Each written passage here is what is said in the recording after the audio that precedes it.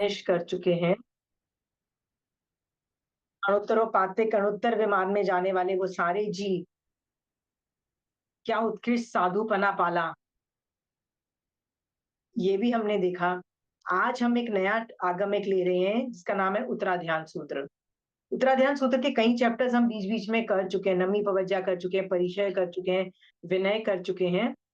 फिर भी आज हम ये आगम स्टार्टिंग से ले रहे हैं, पूरा स्टार्टिंग से। तो मैं प्रस्तावना से चालू करती हूँ, ठीक है? दीदी आपके पास किताब है या है आपके पास किताब? चंचल जी आपके पास किताब है? है मेरे पास है। ओके, आप पढ़िए। हाँ। प्रस्तावना। जैन दर्शन एवं इसकी संस्कृति का मूल आधार सर्वज्ञ सर्वदर्शी वीतराग प्रभु द्वारा प्ररूपित वाणी रूप आगम है। प्रभु अपने छद्मस्त काल में प्रायः मौन रहते हैं। अपने तप संयम की उत्कृष्ट साधना के द्वारा जब वे अपने घाती कर्मों को क्षय कर केवल ज्ञान केवल दर्शन प्राप्त कर लेते हैं, तब वे वाणी की वागणना करते हैं। एक मिनट यानी रुकिए, एक मिनट। हाँ, आप सोचो, ये बात हर आगम में लिखी जाती है, हर आगम में। फिर भी इस आगम के प्रस्तावना में भी वही चीज रिपीट की गई है। ऐसा तो नहीं है कि पहली बार हम ये बात सुन रहे हैं। क्यों बार बार महावीर स्वामी भगवान का ये किया, महावीर स्वामी भगवान को ये हुआ, फिर ये हुआ, क्यों भगवान के बारे में ज्यादा बोला जा रहा है? सोच के देखो। तो यदि आप कोई आगम स्टार्ट कर रहे हो, तो सबसे पहले कौन याद आता है? महावीर स्वामी भगवान। आप कितने ग्रेट थे, आपने क्या किया, आपकी वजह से हम कैसे कर रहे हैं, ये सब सोचा जाता है। ये आगम जो है, इसके इसकी ग्रेटनेस हम समझ भी चुके हैं, पर फिर भी वापस देखेंगे। बट कोई भी आगम स्टार्ट करने से पहले ना, बहुत विनय से भर जाना चाहिए। किसके प्रति? महावीर स्वामी भगवान के प्रति। आप उनके बाद जो आचार्य हुए, नॉर्मल साधु हुए, श्रावक हुए, जिन्होंने मिलकर आपके पास ये आगम लेके आए हैं, उन सबके लिए भी विनय कर सकते हो, मना नहीं है। फिर भी ये अलग से बैठ के करो। आपने बोला पिछली क्लास में तो कर लिया था, इस आगम के लिए फिर से करना पड़ेगा। जितना विनय करोगे ना, तो सिर्फ अक्षर ज्ञान ही नहीं आपके अंदर घुसेगा, अपने आप उसका एप्लीकेशन घुस जाएगा। वो जो भगवान उसके पीछे विज्ञान रहा हुआ है, वो आपको समझ में अपने आप आ जाएगा। फिर क्या समझ में आ जाएगा कि मुझे क्या करने योग्य है, क्या नहीं। और पता है कब उपयोग चलेगा? जब सबसे ज्यादा आपको उसकी जरूरत होगी ना, तब उपयोग चल जाएगा इस चीज का। ये इसका बेस्ट है। उपयोग कब चलेगा? नॉर्मल में नहीं भी चले, कब उपयोग? जब सबसे ज्यादा जरूरत हो। कब सबसे ज्यादा जरूरत होगी बताइए? संथारा करोगे, बहुत बुरी हालत होगी। होगी ना बुरी हालत? मैंने अभी 2-3 दिन पहले एक संथारा देखा, पूरी डेथ की अवस्था में देखा, और मुझे रियलाइज हुआ था, वो लेडी 7 टू 9 सेमाइक्स रोज करती थी। बहुत ओल्ड एज में डेथ हुई है, 80 प्लस की एज में डेथ हुई है। वो 5-6 दिन पहले तक, जब तक उनकी तबीयत खराब नहीं थी, तब तक इतनी समाइके कर रही थी। फिर भी बॉडी की धज्जियां उड़ गई थी, क्योंकि 80 प्लस में बॉडी की बहुत ज्यादा धज्जियां उड़ती हैं, ठीक है, कुछ ना कुछ प्रॉब्लम्स आती हैं। मुझे नहीं पता है एंड के अंदर उनको होश था नहीं था, क्योंकि होता है ना कई बार, तो वो ब्रीदिंग इतनी ज्यादा होती है, वो सोए हैं। तो बाहर का हम जितना मर्जी नवकार मंत्र पढ़ ले, जितना लुगस कर ले, जितना हम पुच्छ सुनो पढ़ा, जो भी कर ले, अंदर तक जा रहा है, अंदर उपयोग चल रहा है कि नहीं चल रहा है, पता नहीं। आप अभी जब ये धर्म विनय करते हो ना, आप इंश्योर करते हो कि जब आपको इसके सबसे ज्यादा ज्ञान की जरूरत है ना, तब वो आपके पास आएगी ये ज्ञान।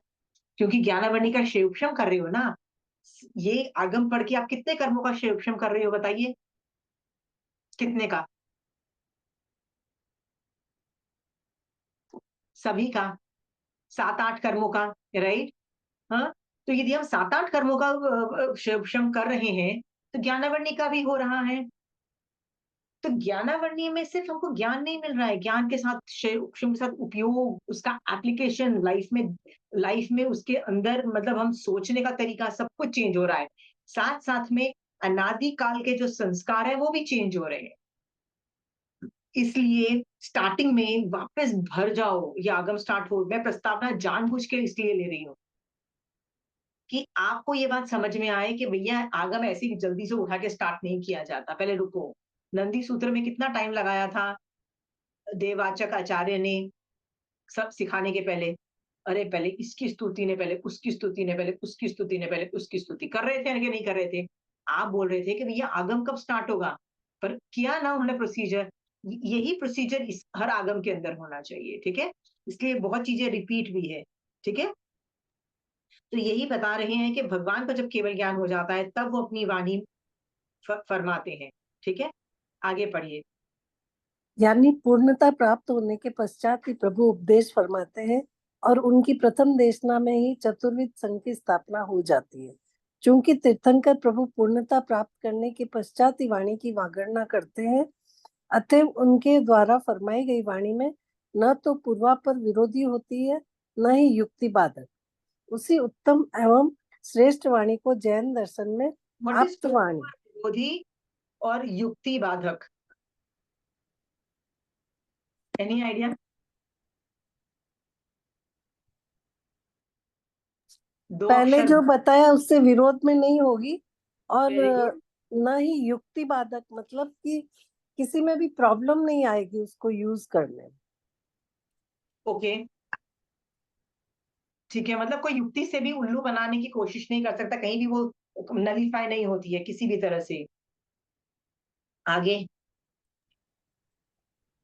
उसी उत्तम एवं श्रेष्ठ वाणी को जैन दर्शन में आप्तवाणी आगम शास्त्र सूत्र कहा गया है। ओके, एक तीर्थंकर मिनट, ये चार अक्षर मिल रहे हैं, चार अक्षर। पर्यायवाची, आप्तवाणी। आप का मतलब होता है जो आदमी संपूर्ण हो चुका है, कंप्लीट हो चुका है। आप्तवाणी, आगम भी बोलते हैं। कई बार कंचना आंटी बोलती है शास्त्रकार ऐसे बोलते हैं, लेकिन ग्रंथिकार ऐसे बोलते हैं। तो शास्त्रकार का मतलब होता है आगम ऐसा बोल रहा है, पर ग्रंथ, ग्रंथ का मतलब होता है जो 32 आगम को छोड़ के जो किताबें हैं हमारे जैन धर्म में, उनको ग्रंथ बोलते हैं, वो बोलते हैं। तो शास्त्र भी का मतलब भी आगम होता है, और सूत्र का मतलब भी आगम होता है। सूत्र का मतलब आगम क्यों होता है? एक आगम के अंदर कितने, हर एक छोटा छोटा एक सूत्र बन जाता है।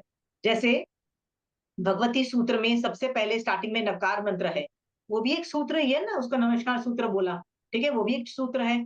दो दो यदि लाइन लोगे, दो आ जाएंगे, वो भी सूत्र है। तो सूत्र भी आगम होता है। आगम को छोड़ के कोई और लाइन को सूत्र नहीं कहा जाता है। वो फिर वो सब ग्रंथों की बात हो जाती है, उसमें सूत्र वर्ड कभी यूज नहीं आता है। ये पर्यायवाची वर्ड है।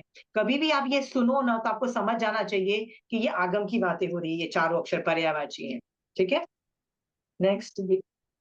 तीर्थंकर प्रभु अर्थ रूप में उपदेश फरमाते हैं, जिसे महान प्रज्ञा के धनी गणधर भगवान सूत्र रूप में गुंथित करते हैं। इसलिए आगमों के लिए यह कहा गया है कि अत्थम भासई अरहा सुत्तम गंथंती गणहरा नियुत्नम। आगम साहित्य की प्रामाणिकता केवल गणधर कृत होने से ही नहीं, किंतु इनके अर्थ के मूल प्ररूपक तीर्थंकर प्रभु की वितरागता एवं सर्वज्ञता है। यही जैन दर्शन के आगम साहित्य की सबसे बड़ी विशेषता है। अन्य दर्शनों के साहित्य छद्मस्त कथित होने से उनमें अनेक स्थानों पर पूर्वापर विरोध एवं अपूर्णता रही हुई है। साथ ही जिस सूक्ष्मता से जीवों के भेद प्रभेद, जीव में पाए जाने वाले ज्ञान अज्ञान, संज्ञा लेस्या योग उपयोग आदि की व्याख्या एवं अजीव द्रव्यों के भेद प्रभेद आदि का कथन इसमें मिलता है, वैसा अन्यत्र नहीं मिल सकता। मिले भी कैसे, क्योंकि अन्य दर्शनों के प्रवर्तकों का ज्ञान तो सीमित होता है, जबकि जैन दर्शन के उपदेष्टा सर्वज्ञ सर्वदर्शी वितराग प्रभु का ज्ञान अनंत है। इस प्रकार जैनागम हर दृष्टि से भूतकाल में श्रेष्ठ था, वर्तमान में श्रेष्ठ है और भविष्य काल में भी श्रेष्ठ रहेगा। तीर्थंकर प्रभु जैसा अपने केवल ज्ञान से जानते हैं और केवल दर्शन से देखते हैं, वैसा ही निरूपण करते हैं। वर्तमान स्थानकवासी परंपरा 32 आगमों को मान्य करती है, जिसमें द्वादशंगा की रचना, जिन्हें अंग सूत्र कहा गया है, गणधर भगवंत करते हैं। शेष आगमों की रचना स्थविर भगवंतों द्वारा की जाती है। जो स्थविर भगवंत सूत्र की रचना करते हैं, वे 10 पूर्वी अथवा उससे अधिक से के ज्ञाता होते हैं। इसलिए वे सूत्र और अर्थ की दृष्टि से अंग साहित्य के पारंगत होते हैं। अतः वे जो भी रचना करते हैं, उसमें किंचित मात्र भी विरोध नहीं होता। जो बात तीर्थंकर भगवान फरमाते हैं, उसको श्रुत केवली भी उसी रूप में कह सकते हैं। दोनों में अंतर इतना ही है कि केवली संपूर्ण तत्व को प्रत्यक्ष रूप से जानते हैं, जबकि श्रुत केवली अपने विशिष्ट श्रुत ज्ञान के द्वारा परोक्ष रूप से जानते हैं। उनके द्वारा रचित आगम साहित्य इसलिए भी प्रामाणिक होते हैं क्योंकि वे नियमतः सम्यक दृष्टि होते हैं। अतः उनके द्वारा रचित आगम ग्रंथ को उतना ही प्रामाणिक माना जाता है जितने गणधरकृत अंग सूत्र। इसमें कोई डाउट्स है आप लोगों को? नहीं। कोई डाउट्स है तो पूछ लीजिए, नहीं तो आई ये रिपीट है जनरली। हाँ, ठीक है। बताया। जो 32 आगम हमारी स्थानकवासी परंपरा में मान्यता प्राप्त है, उनका वर्गीकरण समय समय पर विभिन्न रूप में किया गया है। देखो, ये वर्गीकरण का मतलब होता है ये जो 32 आगम को अलग अलग तरीके से ये बताया जा रहा है कि पहले कैसे था, उसके बाद क्या हुआ, उसके बाद क्या हुआ, और आज क्या आज कैसे 32 आगम डिवाइडेड है। सो आज हम लोग इसको ऐसे जानते हैं, पर पहले ये अलग तरीके से जाने जाते थे। तो पहले देखते हैं पहले वर्गीकरण कैसे होता था।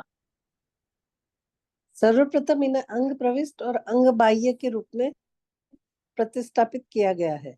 अंग प्रविष्ट सूत्र में उन आगमों को लिया गया है जिनका निर्योहन गणधरों द्वारा सूत्र के रूप में हुआ है, अथवा गणधर भगवंतों द्वारा जिज्ञासा प्रस्तुत करने पर जो तीर्थंकर प्रभु द्वारा समाधान फरमाया गया हो। अंग बाह्य श्रुत वह है जो स्थविरकृत हो अथवा गणधरों के जिज्ञासा प्रस्तुत किए बिना तीर्थंकर द्वारा प्रतिपादित हो। संवयन और अनुयोग द्वार सूत्र में आगम साहित्य का केवल द्वादशांगी के रूप में निरूपण हुआ है। तीसरा वर्गीकरण विषय के हिसाब से चरणानुयोग, द्रव्यानुयोग, गणितानुयोग एवं धर्म कथानुयोग के रूप में हुआ है। इसके पश्चात देखो, ये वाला जो है ना, हम लोगों को कई बार हम लोगों को, जैसे मेरे को सबसे अच्छा धर्म कथानुयोग लगता है। स्टोरीज से भैया मैं ज्यादातर जैन धर्म सीखती हूँ। कई लोग गणित से आगे बढ़ते हैं, कई लोगों को द्रव्यानुयोग, जैसे कंचन आंटी जैसे लोग हैं, वो टेक्निकल मैटर्स, हर चीज की टेक्निकल मैटर्स उनको ज्यादा नॉलेज है, वो द्रव्यानुयोग में एक्सपर्ट है। चरणानुयोग का मतलब होता है जो जो नियमा के बोल हैं उनको वो ज्यादातर उनको करने योग्य है, ये करना चाहिए उस तरह से। पहले इस तरह से डिवाइड था। पर आप देखो जो 32 आगम है ना, एक ही आगम के अंदर धर्म कथानुयोग भी है, गणितानुयोग भी है, द्रव्यानुयोग है। जैसे भगवती है, उसमें स्टोरीज भी हैं, उसमें गणित भी है, उसमें द्रव्यानुयोग भी है, चरणानुयोग भी है। तो इसलिए हम लोग ये वर्ड्स तो बोलते हैं, पर हम लोग इस आगम्स को डिवाइड नहीं कर पाते हैं। इसलिए ये सारे जो है ना धीरे धीरे धीरे चेंज हुए। ये इसके बाद सबसे लास्ट में ये आया। ये किसने बनाया है? ये वाला जो है, जो हम पढ़ने वाले हैं अभी, ये देवादि गणी शमाशमण ने, जो एक पूर्वी थे जिन्होंने नंदी सूत्र की रचना मतलब की थी, उन्होंने इस तरह का वर्गीकरण किया है अपने नंदी सूत्र में। इसलिए हम इसको एक्सेप्ट कर रहे हैं। ठीक है, आगे पढ़िए। इसके पश्चातवर्ती साहित्य में सबसे अर्वाचीन है। उसमें 11 अंग, 12 उपांग, 4 मूल, 4 छिद्र और 32वां आवश्यक सूत्र के रूप में वर्तमान में 32 आगमों का वर्गीकरण किया गया है। 11 अंग आचारांग ठीक है, सूत्र ये कथन, पढ़ने की जरूरत नहीं, ये हम सबको ठीक है। पता है। 11 अंग क्या मूल है, उपांग क्या है, छेद आवश्यक क्या है। है, मूल क्या है, और ये हम्म। आवश्यक, ये हमारे 32 आगम्स हैं। ठीक है, चलिए आगे प्रस्तुत पढ़िए। प्रस्तुत उत्तराध्ययन सूत्र 32 आगमों में से एक मूल आगम है। इसे मूल सूत्र के रूप में स्थापित करने के पीछे क्या लक्ष्य रहा? इसके लिए आचार्य भगवंतों ने समाधान फरमाया है कि आत्मोत्थान के लिए प्रभु ने उत्तराध्ययन सूत्र के मोक्ष मार्ग गति नामक 28वें अध्ययन की इस गाथा के द्वारा सम्यक ज्ञान, दर्शन, चरित्र और तप का मोक्ष का मार्ग बतलाया है। नाणम च दंसनम चेव चरितम च तवो दया अयम मग्ग मणुपत्ता जीवा गच्छति सुगय्यम। अर्थात सम्यक ज्ञान, दर्शन, चरित्र और तप यह मोक्ष मार्ग है। इस मार्ग का आचरण करके ही जीव सुगति मोक्ष को प्राप्त करते हैं। उत्तराध्ययन सूत्र सम्यक दर्शन, चरित्र और तप का प्रतीक है, जबकि 10वें कालिक चरित्र और तप का। अनुयोग द्वार सूत्र दर्शन और ज्ञान का प्रतिनिधित्व करता है। आप और देखो मूल सूत्र के अंदर ना, जनरली हम लोग क्या बोलते हैं, उत्तराध्यान जो है ना सिर्फ सम्यक दर्शन का है। पर यहाँ पे क्या बोल रहे हैं, सम्यक दर्शन के साथ साथ जो कि चारित्र की भी प्रधानता है, तप की चरित्र भी प्रधानता है, इसको दो बोल दिया। ठीक है, क्योंकि जनरली हम, जैसे हम लोगों से अचानक पूछो तो आप बोलोगे क्या जो मैं बोल रही हूँ गलत है? नहीं, अनेकांतवाद में इसमें चारित्र और तप भी मिलता है, इसीलिए उसको ये तीनों का डाल दिया, ठीक है। बट सम्यक दर्शन की प्रधानता है। जैसे दशवी कालिक हम क्या बोल देते हैं, चारित्र की प्रधानता है, पर चारित्र के साथ साथ तप भी लिया है। फिर अनुयोग द्वार सूत्र दर्शन और ज्ञान, दर्शन मतलब देखने का तरीका बेसिकली, राइट, देखने का। तो इसको अनुयोग द्वार जो कि अनेकांतवाद इसमें है, और ज्ञान का प्रतिनिधित्व करता है, और नंदी सूत्र में 5 ज्ञान का है। आप देखो इसका प्रेजेंटेशन अलग है। हम लोग इसके अलावा भी कभी बोलते हैं, वो भी गलत नहीं बोलते हैं। ठीक है, ठीक है। इस कारण उत्तराधीन सूत्र की गणना मूल सूत्रों में की गई है। दर्शन, सम्यक दर्शन के अभाव में ज्ञान, चरित्र और तप तीनों क्रमशः मिथ्या ज्ञान, मिथ्या चरित्र और बाल तप माने गए हैं। ये बहुत जहाँ बड़ी सम्यक लाइन है। दर्शन यदि आपको ये लाइन समझ में आ जाए ना, सम्यक दर्शन के अभाव में ज्ञान, चारित्र और तप तीनों क्रमशः मिथ्या ज्ञान, मिथ्या चारित्र और बाल तक माने गए हैं, तब आपको पता लगेगा कि सम्यक दर्शन इज एवरीथिंग। ये लक्ष्य है, बाकी सब क्या है, साधन है। ये सब साधन बन जाते हैं, और पहले ये लेके आओ। जब ये आ जाता है तो तीनों काम करते हैं मोक्ष में जाने के लिए।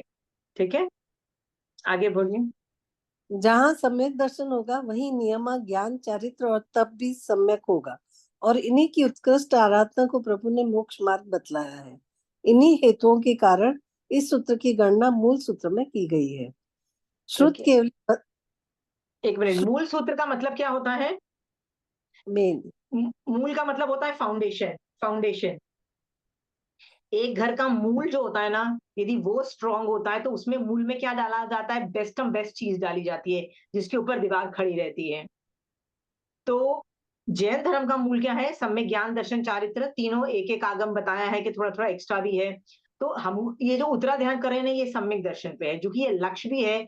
मूल सूत्र में भी इसकी इंपॉर्टेंस कितनी ज्यादा हो जाती है, हमको ये बात समझ में आता है। ठीक है, चारित्र के लिए आप बोलोगे नहीं, फिर तो आचारांग भी है, फिर भैया आचारांग को मूल में क्यों नहीं लिया, दशवी कालिक को क्यों लिया? तो दशवी कालिक बहुत बाद में बना, ठीक है। और जो कि अंग सूत्र की लाइन सीक्वेंस बनी हुई थी, तो आचारांग को हिलाया नहीं, आचारांग को अलग वहीं का वहीं रखा गया, तो उन्होंने दशवी कालिक को मूल में डाल दिया, राइट। और अणुयोग द्वार, नंदी सूत्र तो है ही ज्ञान का। अणुयोग द्वार को क्यों लिया गया है मूल में? जैन धर्म अनेकांतवाद पे बेस्ड है। अनेकांतवाद का की निरूपणा किसने की गई थी? बाद के आचार्यों ने की गई है इसमें। तो इसको भी उन्होंने बाद में इसको मूल में डाल दिया कि ये बहुत इंपॉर्टेंट करके डाल दिया। सो हम यहाँ पे कर रहे हैं कि मूल के भी ये प्रधान उत्तराध्यान सूत्र को पढ़ने लगे हैं। सोच के देखो, हम फाउंडेशन बना रहे हैं, अपनी मेन फाउंडेशन। ठीक है,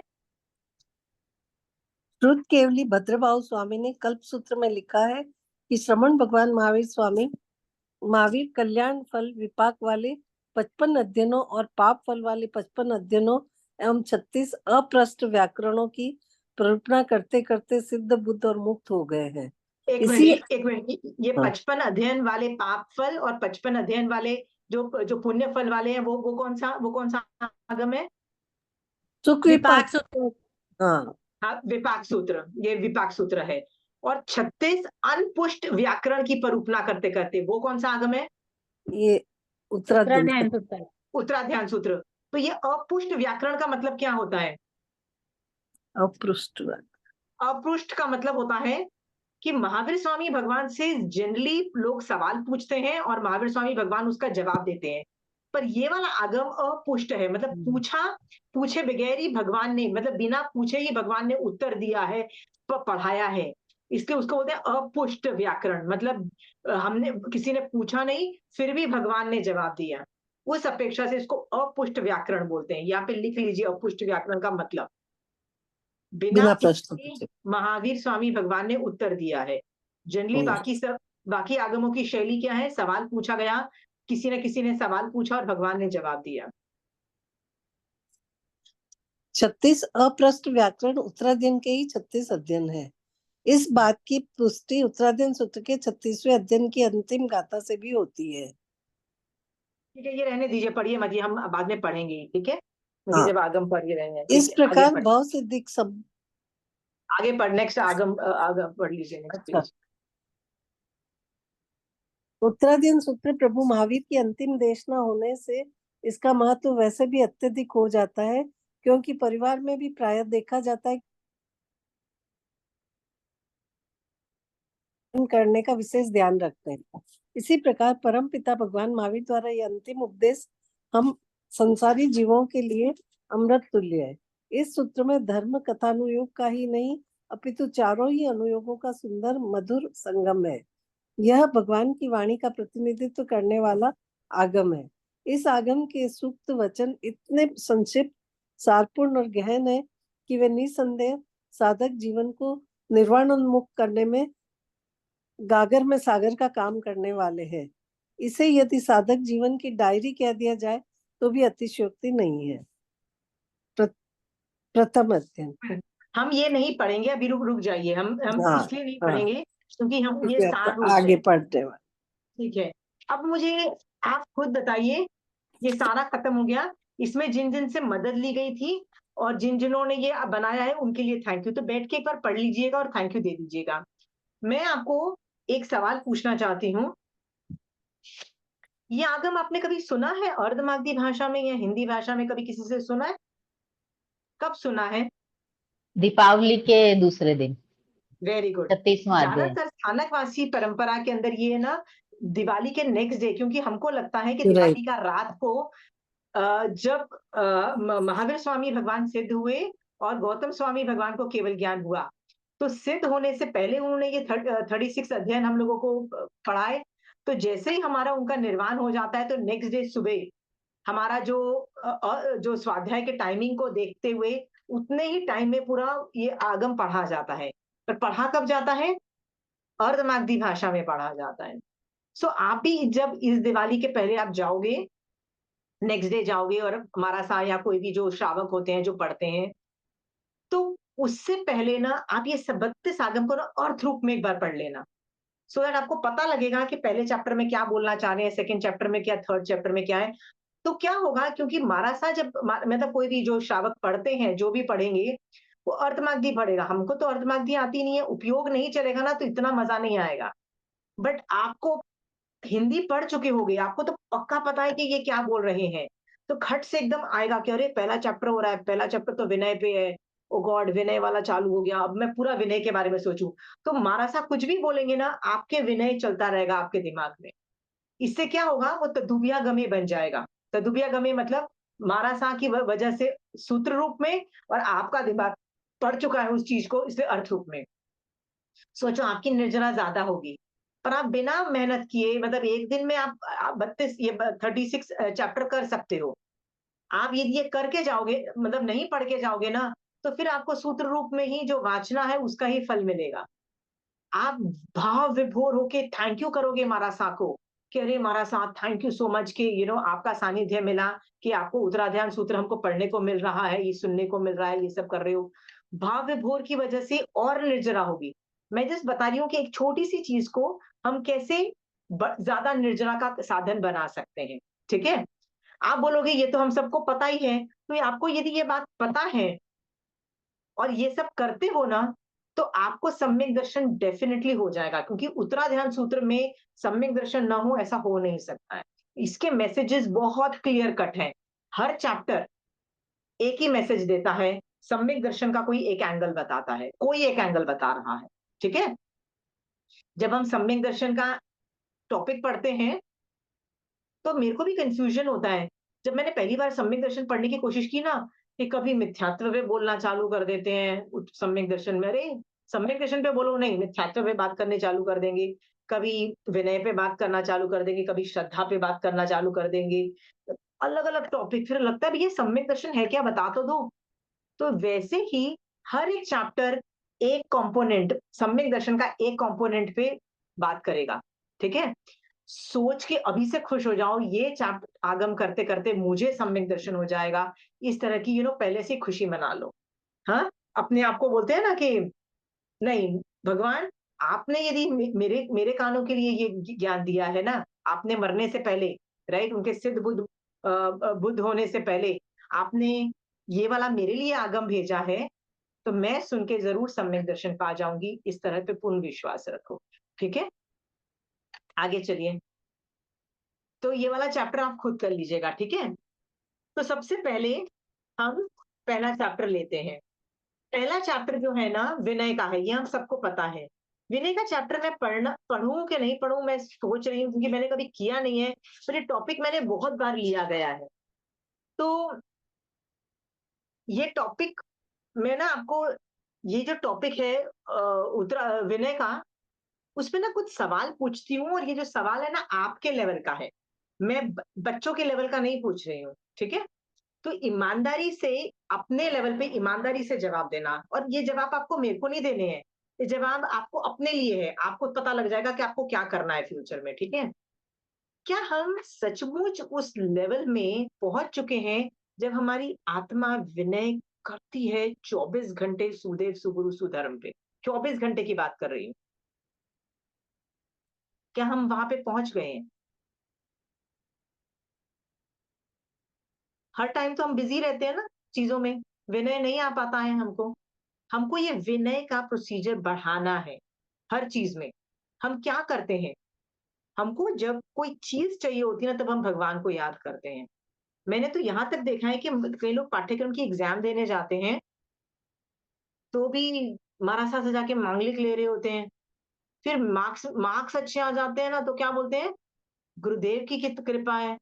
मैं बोलती हूँ इसमें गुरुदेव की क्या कृपा है? तो गुरुदेव की कृपा क्यों ली थी पाठ्यक्रम के एग्जाम के अच्छे नंबर लाने में? नहीं लेनी होती है। क्यों नहीं लेनी होती है? हमको पाठ्य लक्ष्य कभी था ही नहीं पाठ्यक्रम के एग्जाम में अच्छे नंबर आने का। लक्ष्य क्या था? कि ये तो आचार्य भगवंत ने ना हमको बहुत अच्छा पाठ्यक्रम दिया है, कि इतना रिवीजन हो जाएगा, एक लिमिटेड टाइम में होता है ना, दादागिरी हो जाती है कि इतने टाइम में खत्म करना ही पड़ेगा, कि कोर्स है। तो वो तरह का तो थैंक यू करो आचार्य को उस मामले में। बट मतलब उनके लिए नहीं किया ना, हमने आचार्य भगवंत के लिए किया, ना मार्क्स के लिए किया। किया तो बस निर्जरा करके, हलुकर्मी बन के, सम्यक दर्शन प्राप्त करके मोक्ष जाने के लिए किया किया। तो विनय के अंदर हम बार बार देखें कि हम विनय किस चीज पे कर रहे हैं, किस चीज पे कर रहे हैं, क्यों कर रहे हैं। आप बोलोगे नहीं, मैं तो देव गुरु और धर्म पे ही विनय करती हूँ। पर किस लिए करती हूँ? सिर्फ मोक्ष के लिए करती हूँ? सिर्फ सम्यक दर्शन के लिए करती हूँ? सिर्फ हलुकर्मी बनने के लिए करती हूँ? तो ठीक है। इसके अलावा तो कोई लक्ष्य नहीं है ना। तो ये 100% चेक करना अपना। रिंकी दीदी, क्या आप करती हो कभी कभी बिना मतलब देवगुरु धर्म की शरणा लेते हो, बिना बिना ये 3-4 कारणों के, मतलब बिना मोक्ष, सम्यक दर्शन या हलुकर्मी बनने के अलावा भी कोई कभी लेते हो? चेक करो। यदि लेते हो ना, तो उसी वक्त तस्मी छामी दुकड़ों करके बैक ऑफ कर दो और बोलो नहीं चाहिए वो, ठीक है? ये यहाँ तक लेवल पहुंच जाना चाहिए। दूसरी बात ये है, विनय क्या आपकी जिंदगी में आया है? विनय का मतलब ये होता है, हर चीज में छोटा बन जाओ, हर चीज में यार मैं कुछ नहीं हूँ, हर चीज में यार मेरी हैसियत ही नहीं है। नहीं तो जनरली लोग क्या करते हैं, पहले तो प्रूव करने की कोशिश करते हैं कि मैं तो फन्ने खाऊं, अलग अलग तरीके से अपनी इनसिक्योरिटी बताते, नहीं नहीं हम तो बहुत ग्रेट हैं, राइट? कभी बताएंगे कि हम पैसे में अमीर है, कभी बताएंगे हम तो खाना बनाने में ग्रेट है, कभी बताएंगे हम सुंदरता में ग्रेट है, कभी बताएंगे हमारी फैमिली ग्रेट है। हर आदमी अपनी इनसिक्योरिटीज में अपने आप को ग्रेट समझने की कोशिश करता है और बताने की कोशिश करता है। कि पर एक स्टेज आती है जैन धर्म करते करते कि बताने का मन ही नहीं करता, बताने का इच्छा ही नहीं रहती, यार मैं ग्रेट हूँ। इनफैक्ट लगने लगता है कि भैया मैं तो बहुत छोटा हूँ। देखो, जितने भी ग्रेट लोग हैं ना, अपने आप को छोटा समझते हैं, राइट? भक्तांबर आपने सुना है, भक्तांबर की स्टार्टिंग की लाइंस पढ़ोगे ना, तो वो आदमी क्या बोलता है? भक्तांबर मतलब देखो, इतना जीनियस खुद भी है, आचार्य लेवल का, मतलब खुद खुद की पदवी है, फिर भी क्या बोल रहा है? मैं नासमझ हूँ, मैं तो कुछ भी नहीं हूँ, मैं तो तुच्छ हूँ, राइट? और किसको कंपेयर कर रहा है? भगवान को ग्रेट बोल रहा है। तो ये गुण क्या आप में भी आ गया है कि आप अपने आप को छोटा समझने लगे हो? नहीं यार मैं कुछ भी नहीं हूँ, राइट? हाँ, कि अभी भी मन करता है बताने के लिए कि मैं ग्रेट हूँ, मुझे आता है, मैं मेरे में ये ग्रेट है। वो बोलते हैं ना, एक हम्बलनेस आती है, आई एम नोबडी। सिर्फ लक्ष्य दिखता है। क्या है लक्ष्य? मोक्ष जाने का लक्ष्य, और कुछ लक्ष्य नहीं है। जितने भी बड़े बड़े ग्रेट लोग हुए, मोस्ट ऑफ देम, राइट, वो बहुत हम्बल भी थे, बहुत हम्बल थे। उनका लक्ष्य वेरी क्लियर था कि भैया मुझे वो चाहिए, मुझे वो करना है अपनी जिंदगी में। तो लक्ष्य यदि आपका मोक्ष है और वो पा रहे हो, तो चंचल जी क्यों बताने की जरूरत है कि हम लोग कितने ग्रेट हैं, हम लोगों को हमारे घर में कितने अच्छे फ्रूट आते हैं, हम लोग कितने अच्छे तरीके से उनको काट के ब्रेकफास्ट में सजाते हैं और कैसे खिलाते हैं लोगों को, राइट? हम ये सब करते हैं ना, डाइनिंग टेबल पे ये सब होता है, राइट? खाने के बारे में भी डिस्कशन होता है कि हम कितना ग्रेट खाते हैं, कितने अच्छे कपड़े पहनते हैं, हम कितने खानदानी लोग हैं। बताने की क्या जरूरत है? ये इच्छा ही खत्म हो गई है कि नहीं है कि अभी भी ये हरकतें करते हैं हम लोग? ये इस लेवल के क्लास से मैं पूछना चाहती हूँ, ईमानदारी से बताओ, लास्ट टाइम कोई आपके घर ब्रेकफास्ट या लंच या डिनर पे आया था, तो डाइनिंग डाइनिंग टेबल पे क्या कॉन्वर्सेशन हो रही थी? सोच के देखो। क्या आपने अपनी दादागिरी बताई? क्या नहीं भी बताई तो दिमाग में चल रही थी कि यार देखो ना कितनी नौकर ला रहे हैं खाना, मैं आराम से बैठी हूँ और ये लोग सबको खिला रही हूँ, मेरे घर का सिस्टम कितना अच्छा है। क्या ये सब चल रहा था आपके दिमाग में? यदि चल रहा था, निकालो इसको, दम निकालो। अभी भी ये इस लेवल का है। विनय, इतना विनय करते-करते ना एकदम छोटा बन जाओ, छोटा हूँ मैं, छोटा हूँ, राइट? अभी भी मेरे ऊपर कित कितने कर्म बचे हैं आपके ऊपर? कितने गन पड़े हुए हैं? बहुत है ना? अनंत-अनंत कर्म पड़े हैं, फिर भी आप अपने आप को फन्ने-खा समझ रहे हो किसी न किसी चीज़ में? हाँ? शर्म की बात है ना? ठीक है? ये बात समझ के ना आज से ना अपने आप को कभी मत समझना कि मैं फन्ने-खा, बताने की कोशिश ही नहीं करना, ठीक है? कोई एक साधु को भी बोल देता है ना, तारीफ कर देता है, तो साधु कैसे करता है? आप देखो, आप आचार्य भगवत को तारीफ कर दो, वो क्या करेंगे? तो क्या करेंगे बताओ मुझे? पता है वो क्या करेंगे?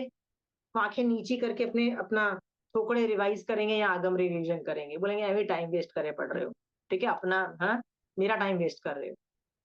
हम लोग देखो बोलने वाला टाइम वेस्ट नहीं कर रहा है, क्यों? वो तो विनय करके आगे बढ़ रहा है, ठीक है? पर सुनने वाला तो वेस्ट कर रहा है ना। मैं ये बोलूँ, हम क्यों सुनना चाहते हैं कि हम ग्रेट हैं? तो आपको मैं ये पूछती हूँ कि अपने आस-पास टटोलो, लास्ट टाइम आपके घर जो डिनर पे आया था, राइट? उसपे उसको कोई बताने की ज़रूरत नहीं है कि आप कितने ग्रेट हो। नहीं बता पाए तो दिमाग में भी लाने की कोई ज़रूरत नहीं है कि मैं कितनी ग्रेट हूँ। समझ में आया? ग्रेट वो है जो समाय कर पा रहा है। ग्रेट वो है जो अभी मोक्ष मार्ग कर पा रहा है। बहुत करा लिया मैंने, आपको सिखा लिया कि भैया श्रावक के लिए संसार मार्ग पहले आता है और बहुत संसार मार्ग के लिए परमिशन दे दी, बहुत दे दिया। अभी मोक्ष मार्ग में लगो, क्योंकि संसार मार्ग करते-करते देखो, एक एक चीज़ है, आप और मैं श्रावक हैं, हमको यदि पहले सम्यक दर्शन है, तो संसार मार्ग करते-करते हमारा सम्यक दर्शन टिकेगा। जैसे नागनतुवा का टिका, बहुत सारे लोगों को 17 पापस्थानक करते हुए टिका। बट यदि पहले से मुझे और आपको सम्यक दर्शन नहीं है, तो क्या संसार मार्ग करते-करते मुझे सम्यक दर्शन हो जाएगा क्या? नहीं होगा। समझ में आया? नहीं होगा।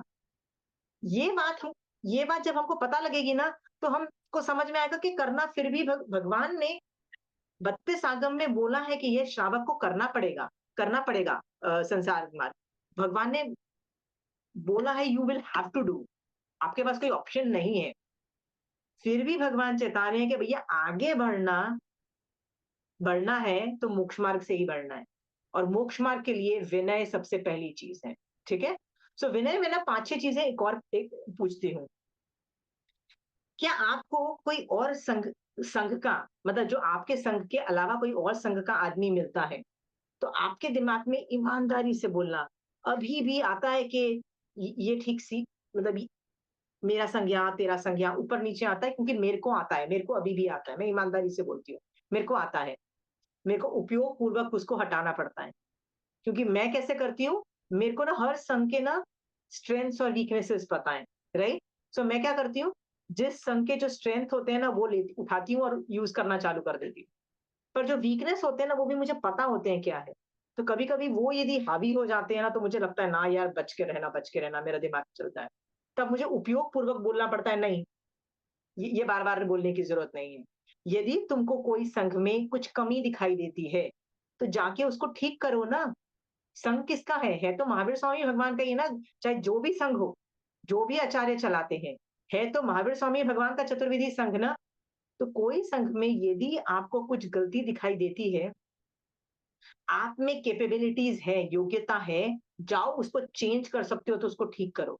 किस-किसने ठीक किया था बताइए? एक बार महावीर स्वामी भगवान का दामाद जो था जमाली, वो जब अलग विहार महावीर स्वामी भगवान से करके निकल गया ना, तो वो 500 शिष्यों के साथ निकला था बाहर।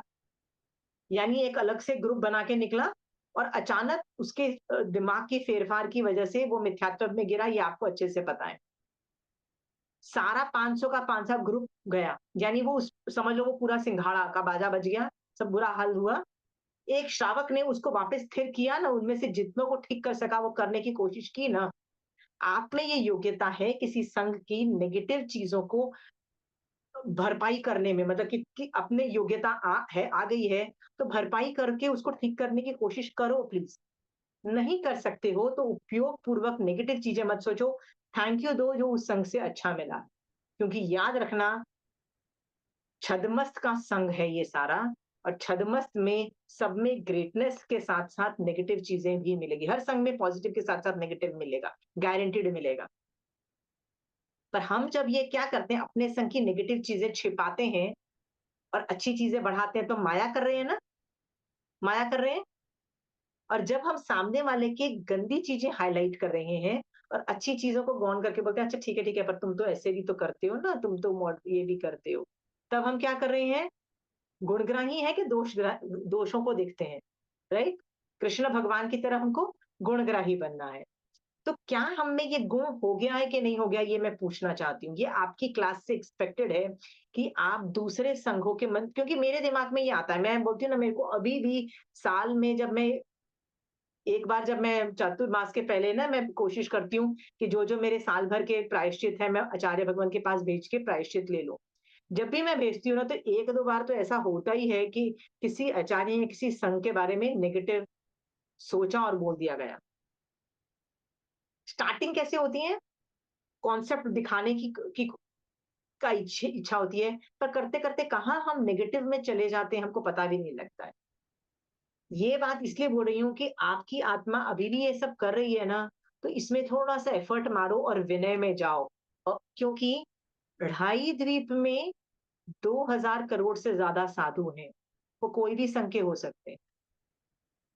मान लीजिए मैंने रिंकी दीदी के संघ को, मान लो किसी वजह से कोई संघ में, देखो हर संघ में गलतियां तो होगी, उस संघ की गलती की वजह से उनके संघ को मैंने लुक डाउन किया किसी भी वजह से, और तो क्या उस संघ में रहे हुए जितने भी सम्यक दृष्टि साधु हैं, मैंने उनकी अभिनय असाधना कर दी, कर दी, क्या वो कर्म बंद होगा? उससे क्या जाएगा मेरा? सबसे ज्यादा तो मिथ्यात्व के कर्म आके बंधेंगे, लवकार मंत्र के।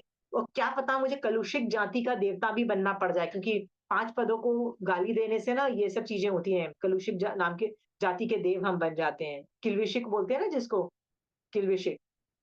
तो ये चीज मैं इसलिए बोल रही हूँ कि विनय वाले चैप्टर में ना ये सब चीजें ढूंढो।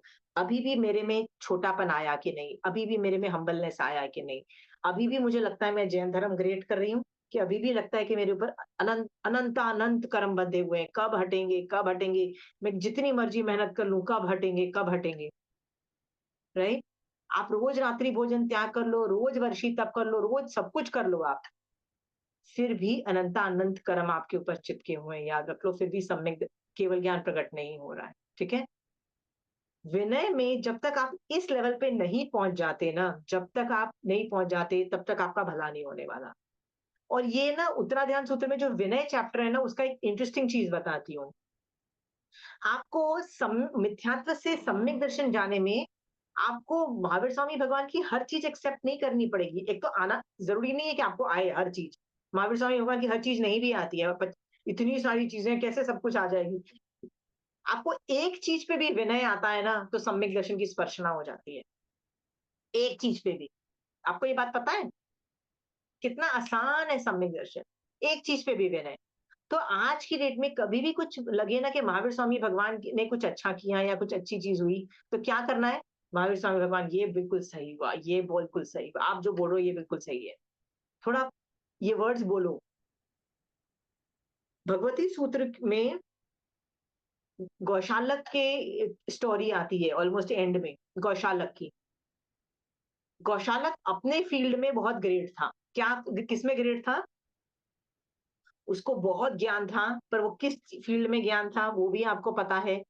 वो तंत्र वंत्र और ये सब चीजें भी जानता था, लोगों के प्रॉब्लम सॉल्व करता था, क्या जबरदस्त उसके फॉलोअर्स थे, सब कुछ होने के बावजूद भी मिथ्यात्व का उदय माना गया था उसमें। आगे चल के जब एक बार महावीर स्वामी भगवान पे तेजोरेशिया फेंक लेने के बाद जब वो वापस आया और जब वो तड़प के उसकी इतनी ज्यादा तबीयत खराब थी, तो वो सोच रहा था कि मुझे लग रहा था कि उनकी डेथ हो जाएगी, पर मर तो मैं रहा हूँ। क्या ऐसा तो नहीं है ना कि मैं गलत हूँ और वो सही है? इसका मतलब क्या है? उसको पहली बार उसको तो लग रहा था कि सचमुच मैं ग्रेट आदमी हूँ और वो ग्रेट आदमी नहीं है। पहली बार उनको लगा कि नहीं, मैं गलत हो सकता हूँ और वो सही हो सकते हैं। यानी पहली बार उनको विनय जनरेट एक चीज में आया। और सोचो, सम्यक दर्शन की स्पर्शना हो गई, सम्यक दर्शन हुआ ना उनको, चाहे जिंदगी में कुछ भी किया था, सम्यक दर्शन की स्पर्शना हो गई, बच गए ना। तो सम्यक दर्शन के लिए ना आपको बहुत सारी चीजों पे विनय आना, बहुत हर चीज पे विनय आना वो भी जरूरत नहीं है, एक चीज पे भी आएगा सम्यक दर्शन हो जाएगा। बट उसमें एक और खतरा भी है, एक भी चीज पे अविनय आएगा ना तो मिथ्यात्व में भी गिरोगे। जमाली को हर चीज पे विश्वास था, महावीर स्वामी भगवान की बातों पे, एक चीज पे विश्वास नहीं था। किस बात पे? यार ये जो सबसे बड़ा जो नए है ना, ये हजम नहीं हो रहा है, ये थोड़ा गड़बड़ है, ये महावीर स्वामी भगवान ने गलत बोल दिया, ऐसे वर्ड्स उसके दिमाग में आए। एक चीज पे उसने विनय कम किया। सो आपको गिरने में भी इतनी ही प्रॉब्लम, इतनी ही गड़बड़ करना है आपको, पर विनय करके इतनी ही चीज करके आप आगे बढ़ सकते हो। तो इस बात पे मैं ये बोल रही हूँ कि प्लीज देखो कि हम किसी भी संघ को नहीं कर रहे। और ये बार बार सोचो, ये सारे संघ जितने भी हैं, ये महावीर स्वामी भगवान के चतुर्वेदी संघ है। तो मैं सब संघ को बिलोंग करती हूँ, ठीक है। वो बात अलग है कि मैं कुछ संघों से ही लेती हूँ और उनको देती हूँ, कुछ ही संघों में मैं डील कर सकती हूँ ना। जैसे मैं भी 4-5 संघों में ही डील करती हूँ, उससे ज्यादा संघों में मैं डील नहीं करती हूँ। पर पता है, जो ज्यादा संघों से लेता है और देता है, करता है ना, वो ज्यादा आगे बढ़ जाता है, क्योंकि उसको सब पे संभाव है, सब पे विनय है, सब पे है कि इनमें से ढाई द्वीप में जितने भी संघ हैं, चाहे वो एरवत क्षेत्र में क्यों ना संघ हो, ठीक है, सारे साधु है ना, ढाई द्वीप के साधुओं को विनय करते हो।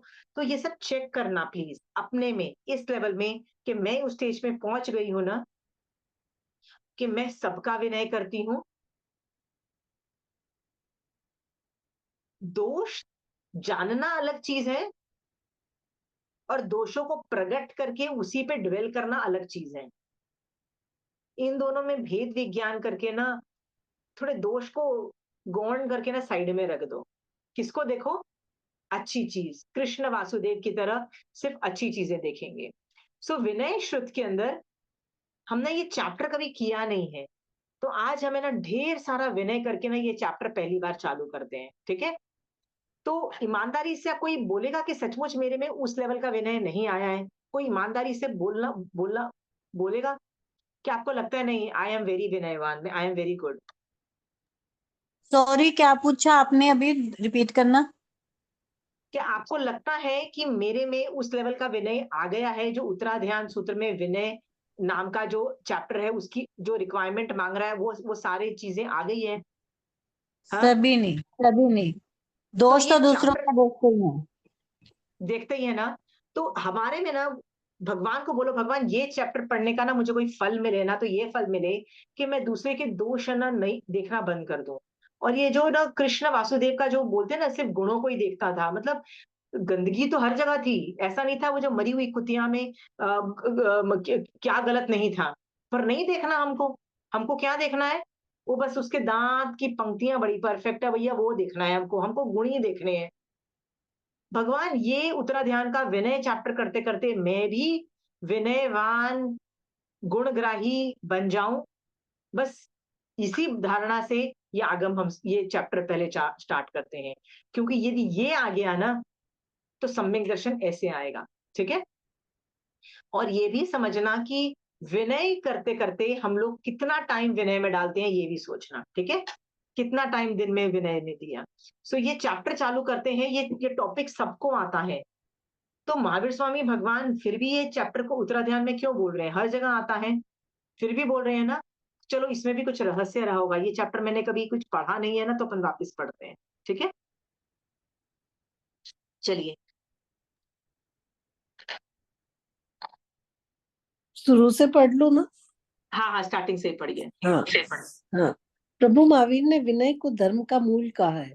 विनय धर्म में ही आत्मा के असीम सुख का मूल निहित है। इसीलिए अपनी प्रथम देशना से लेकर अंतिम देशना तक अनेक बार प्रभु ने विनय धर्म का प्रतिपादन किया है। प्रभु ने विनय अपनी नाम का अंतिम धर्म है, विनय नाम का धर्म है, याद रखना। धर्म बहुत तरीके का है। एक सवाल पूछना चाहती हूँ आपको, जिससे आपको समझ में आएगा कि विनय कैसे धर्म है। धर्म जो होता है ना, बहुत तरीके के हैं।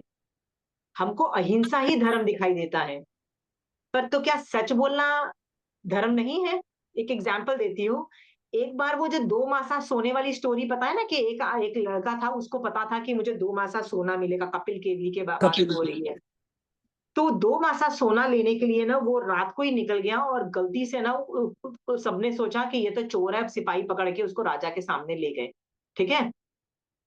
अब वो सोचता है कि मैं यदि सच बोलूंगा तो इज्जत का फालूदा होगा, क्योंकि सबको पता लग जाएगा कि मैं यहाँ का जो प्रधानमंत्री था ना, मतलब जो मेन विद्वान था ना, उसका बेटा हूँ। कितनी इज्जत का फालूदा होगा। पर यदि मैं चुप रहता हूं तो लोग बोलेंगे कि ये चोर है, फिर मुझे चोरी की सजा मिलेगी। तो जब आपको ऐसी सिचुएशन में हो कि आप एक कॉर्नर में आ गए हो, तो क्या करना चाहिए? When you are in a corner, जब आपको निकलने का कोई रास्ता नहीं दिखाई दे बाहर निकलने का, तो भगवान कहते हैं धर्म का सहारा लेना चाहिए। तो उसने धर्म का सहारा लिया। कौन सा धर्म का सहारा लिया? सत्य बोलने वाला धर्म का सहारा। सत्य भी बोलना धर्म है ना, राइट। आगम में ना हर जगह अलग अलग तरीके के धर्म बताए गए हैं। हम उनको उसमें से सिर्फ अहिंसा धर्म ही समझ में आता है, बट हमको ये चीज नहीं समझ में आती है कि 50 और धर्म है। हम यदि वो भी कर रहे हैं तो वो भी बहुत बड़ी बात है, ठीक है। हम पुच्चीस्वनम कर रहे हैं तो विनय नाम का धर्म कर रहे हैं ना, राइट। ये देख रहे हो आप, लोगस्य करते करते तो सम्यक दर्शन हो जाता है। लोगस्य का फल क्या बताया इसी आगम के अंदर आगे जाके में लोग बताया। सो हमारे पास बहुत तरह के धर्म है। साधु को बोलते हैं ना 10 तरह के यति धर्म बोलते हैं, ठीक है। खंती मध्वे अजवे वो सब वर्ड्स बोलते हैं ना, राइट। सो यहाँ पे विनय धर्म का प्रतिपादन किया गया है। आप खुद चेक करना विनय धर्म कितना है आप में। एक और भी चीज पूछना चाहती हूँ, क्या हम लोग यहाँ पे जो कि उत्तराध्यान में विनय आ रहा है, तो ऑब्वियसली ये सुदेव सुगुरु सुधर्म के रिलेटेड है, ठीक है। पर क्या ये सिर्फ उन्हीं के रिलेटेड है, कि हमारे संसार मार्ग के अंदर हम कैसे बड़ों का भी विनय कर सकते हैं, या गुण वालों, मतलब जो जैन धर्म से जिसका कोई लेना देना नहीं है, क्या उनका भी विनय कर सकते हैं? बताइए मेरा। यहाँ पे नहीं है। दोनों। यहाँ पे सिर्फ सुदेव सुगुरु सुधर्म का निहित है, क्योंकि यहाँ पे एक आचार्य मतलब साधु के गुरु के लेवल पे बात हो रही है। बट ये जो विनय का गुण है ना, आपका संसार मार्ग में भी आना चाहिए, ठीक है। जो भी गुण, एक एक लाइन है एक मेरी भावना की, गुणी जनों को देख हृदय में मेरे प्रेम उमड़ आवे। बट हमको प्रेम कहाँ उमड़ आता है, हमको तो जेलसी हो जाती है, मेरे को तो सीरियसली गुस्सा आ जाता है यार, मेरे से ज्यादा कैसे वो बेटर है, राइट। यदि ये हम कंपटीशन में उतर जाते हैं कि आई एम बेटर और यू आर बेटर, यदि इस कंपटीशन में आए नहीं, राइट, तो समझ लेना ये गुण नहीं उत्पन्न हुआ है तुम में। हाँ, इसको बोलते हैं कोऑपरेशन करो, तुम मुझे हेल्प करो, मैं तुमको हेल्प कर रही हूँ। क्यों कंपटीशन नहीं करो? क्योंकि जैन धर्म के अंदर कोई 2 आदमी एक जैसे नहीं हो सकते। क्या कंचन आंटी की तरह कोई और आदमी हो सकता है? क्या कोई मारा सा भी हो सकते हैं? नहीं। क्योंकि हर जीव का 7-8 कर्मों का शेयक्षम अलग अलग है, और ज्ञानावर्णी कर्म का भी शेयक्षम अलग अलग है, चारित्र मोहनी कर्म का शेयक्षम अलग अलग है, राइट। हर जीव के अलग अलग शेयक्षम की वजह से हर जीव यूनिक है। कंपटीशन क्यों करना फिर? ठीक है। आज के बाद पचकान ले लो कि कभी भी मेरा दिमाग कंपटीशन करने की बात करे ना, चाहे साधु की बात छोड़ो, यदि संसार मार्ग में भी किसी के साथ कंपटीशन करने की बात करता है, जैसे जेठानी के साथ या देवरानी के साथ या ननंद के साथ भी मन करता है ना कंपटीशन का, याद रखना वो द्वेष है, द्वेष है, द्वेष है। Got it? किसके साथ कंपटीशन नहीं होती है? अपनी मम्मी के साथ आप कंपटीशन करोगे? नहीं करोगे ना? हाँ? आपकी मम्मी की तारीफ ही करोगे। अपने बच्चों की तारीफ ही करोगे ना, उनसे तो कंपटीशन नहीं करोगे ना। क्यों नहीं करोगे? क्योंकि आप उनको प्यार करते हो। तो याद रखना, जिनके साथ आप कंपटीशन कर रहे हो ना, वो द्वेष है, मोस्ट प्रोबेबली। इसलिए कंपटीशन हम नहीं करना, और वो अविनय है। ठीक है? गुणी जनों को देख हृदय में मेरे प्रेम उमड़ आवे। प्रेम से बोलो, वाओ तेरे में ये बहुत चीज बहुत अच्छी है। इससे क्या होगा? जितना हम लोगों में और गुणगान बढ़िया। गाएंगे, वो हमारे में बढ़ेगा, याद रखना। ठीक है? चलिए आगे बढ़िए। या दीदी? आशिमा, प्रभु यस। मेरी मेरी ना मेड बहुत अच्छी है, मीन्स उसमें काफी क्वालिटीज हैं। उसका दिल बहुत बड़ा है, उसकी सोच बहुत अच्छी है। मैं तो उससे बहुत कुछ सीखती हूँ और उससे को बोलती भी हूँ कि ये चीज तेरी बहुत अच्छी है और मैं सीख रही हूँ तेरे से। Very good. देखो, अच्छा, यदि गरीब लोगों को यदि आप ये सब चीजें एनकरेजमेंट कर सको ना, कि इंसानियत के नौ में कि तुम कितने ग्रेट हो, उससे अच्छा तो कोई बात नहीं। उनको खुशी मिलती है ना, और क्या दिया हमने? खुशी दी ना, राइट?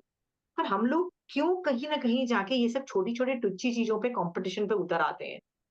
और हमारे में कंपटीशन हर चीज में घुसा हुआ है। कोई घर में आ जाता है ना, तो प्रूव करने की कोशिश होती है कि मेरे पास ज्यादा अच्छे कपड़े हैं, मेरे पास ज्यादा अच्छा सोफा है, मेरे पास ज्यादा अच्छा घर है, या मेरे पास ज्यादा अच्छा, मेरे बच्चे ज्यादा अच्छा कमाते हैं, और मेरी लाइफ तेरी लाइफ से तो ज्यादा अच्छी है। क्यों? क्यों कंपटीशन हो रही है? हाँ? याद रखना, मैं यदि आप लोगों में से इतने टाइम में ये चीज निकाल चुकी हूँ कि आप लोग को कंपटीशन नहीं करनी है, निकाल चुकी हूँ, तो ये मेरे लिए बहुत बड़ा अचीवमेंट होगा कि आप कंपटीशन नहीं करते हो। बिल्कुल कंपटीशन नहीं करना है। तेरा भी भला, मेरा भी भला, मेरी अलग गति है, तेरी अलग अलग रास्ता है मोक्ष मार्ग का। ठीक है? पचकान नहीं दिला सकती क्योंकि ये बहुत डिफिकल्ट है, बट पचकान लेवल पे ही समझो। आज के बाद कभी भी कंपटीशन का मन करे ना, समझ आना कुछ ना कुछ द्वेष है, कुछ ना कुछ मैं गलत कर रही हूँ। ठीक है? No competition. नो प्रभु ने कॉम्पिटिशन। प्रभु ने अपनी अंतिम देशना उत्तराध्ययन सूत्र में धर्म तत्व के प्रतिपादन का प्रारंभ भी विनय अध्ययन के रूप में किया है। प्रस्तुत अध्ययन में विनय का स्वरूप बतलाते हुए विनीत और अविनीत शिष्य के व्यवहारों को स्पष्ट किया गया है। इस अध्ययन की प्रथम गाथा इस प्रकार है। भावार्थी पढ़ू। हाँ हाँ। माता नहीं, पिता आदि हाँ। माता पिता आदि बाह्य संयोग और राग द्वेष कसाय आदि अभ्यंतर संयोग से रहित घर बार के बंधनों से मुक्त भिक्षा से निर्वाह करने वाले साधु का विनय प्रकट करूंगा, अतः सावधान होकर अनुक्रम से मुझसे सुनो। देखो, यहाँ पे उसको क्लियर कट बोल रहा है कि ये साधु के लिए है, ये श्रावक के हाँ लिए, सब लोगों के लिए अप्लाई नहीं होता है। ये संसार मार्ग के लिए नहीं है। तो हर आगम में ना पूछो कौन किसको बोल रहा है।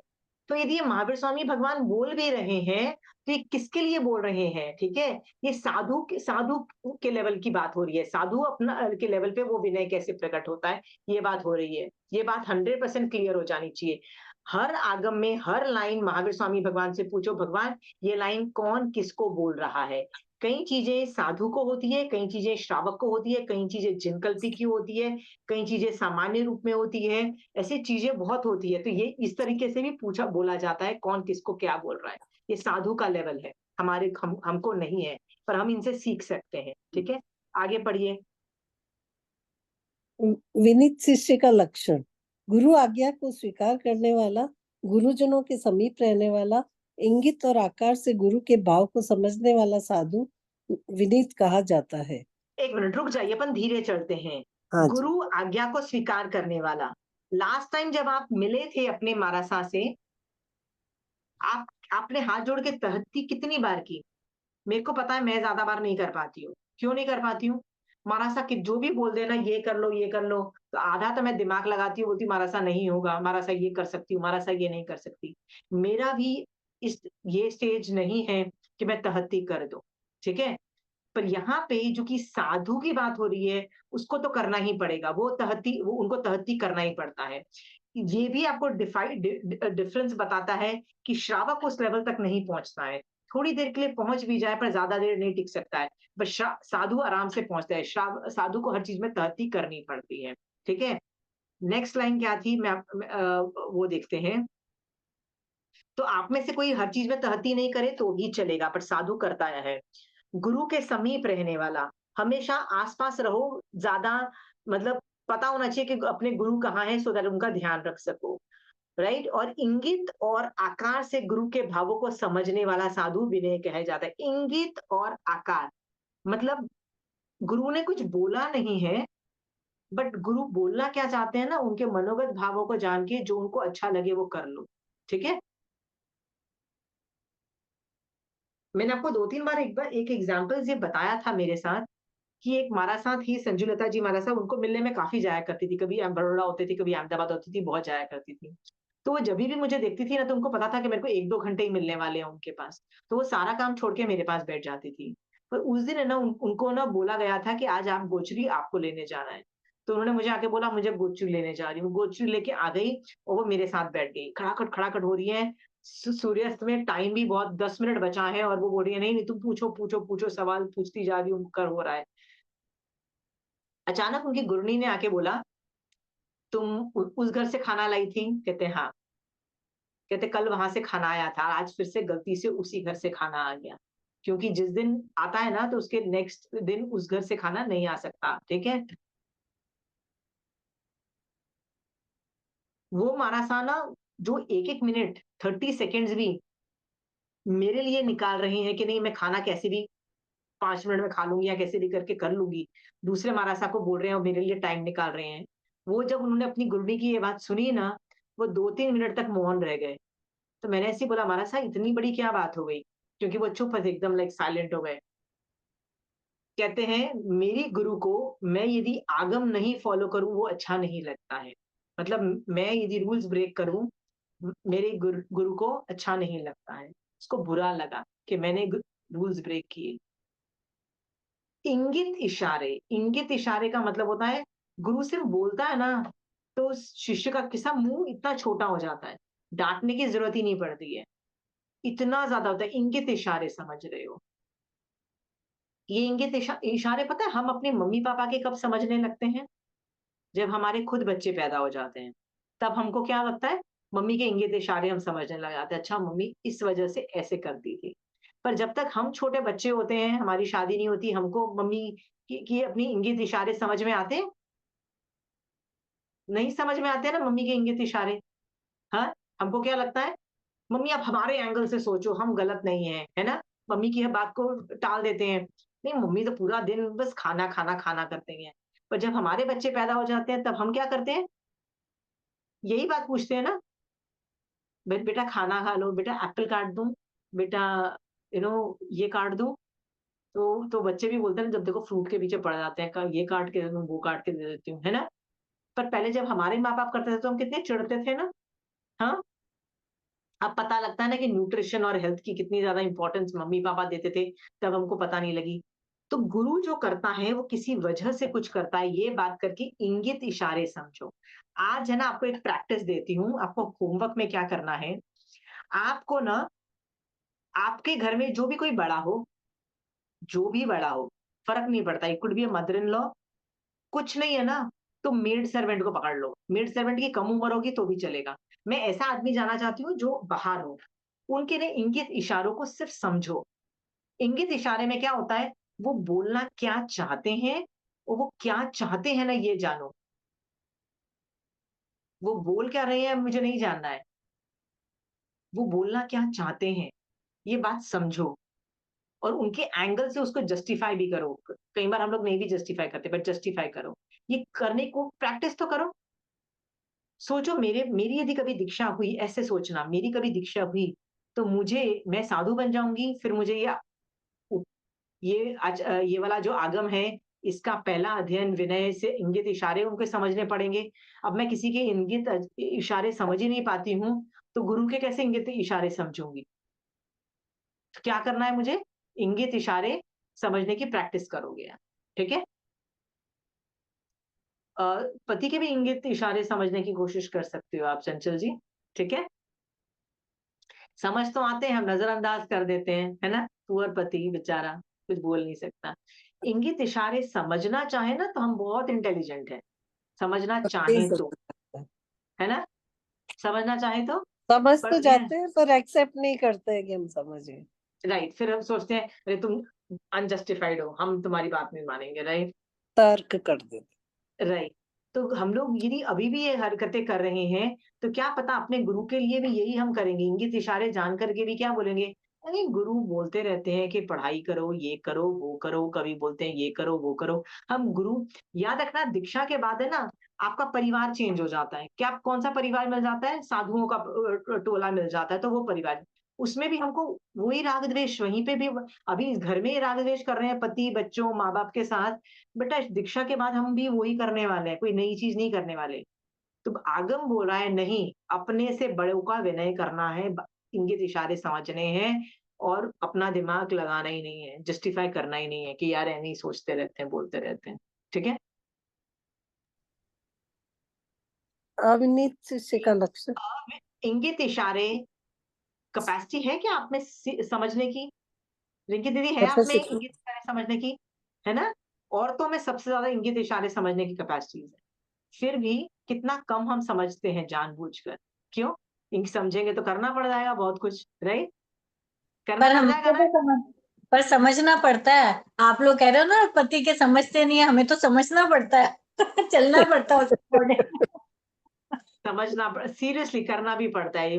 They want you to look beautiful and go out for dinner, करना पड़ता है, इंगित इशारे समझो, right? They want companion, please be a companion and go. वहां पे भैया रात्रि भोजन त्याग का फंडा मत अप्लाई करो। यदि वो अलाउ करते हैं बात अलग है, नहीं अलाउ करते, मैं कितनी बार बोलती हूँ इंगित इशारे समझो उन लोगों के, राइट?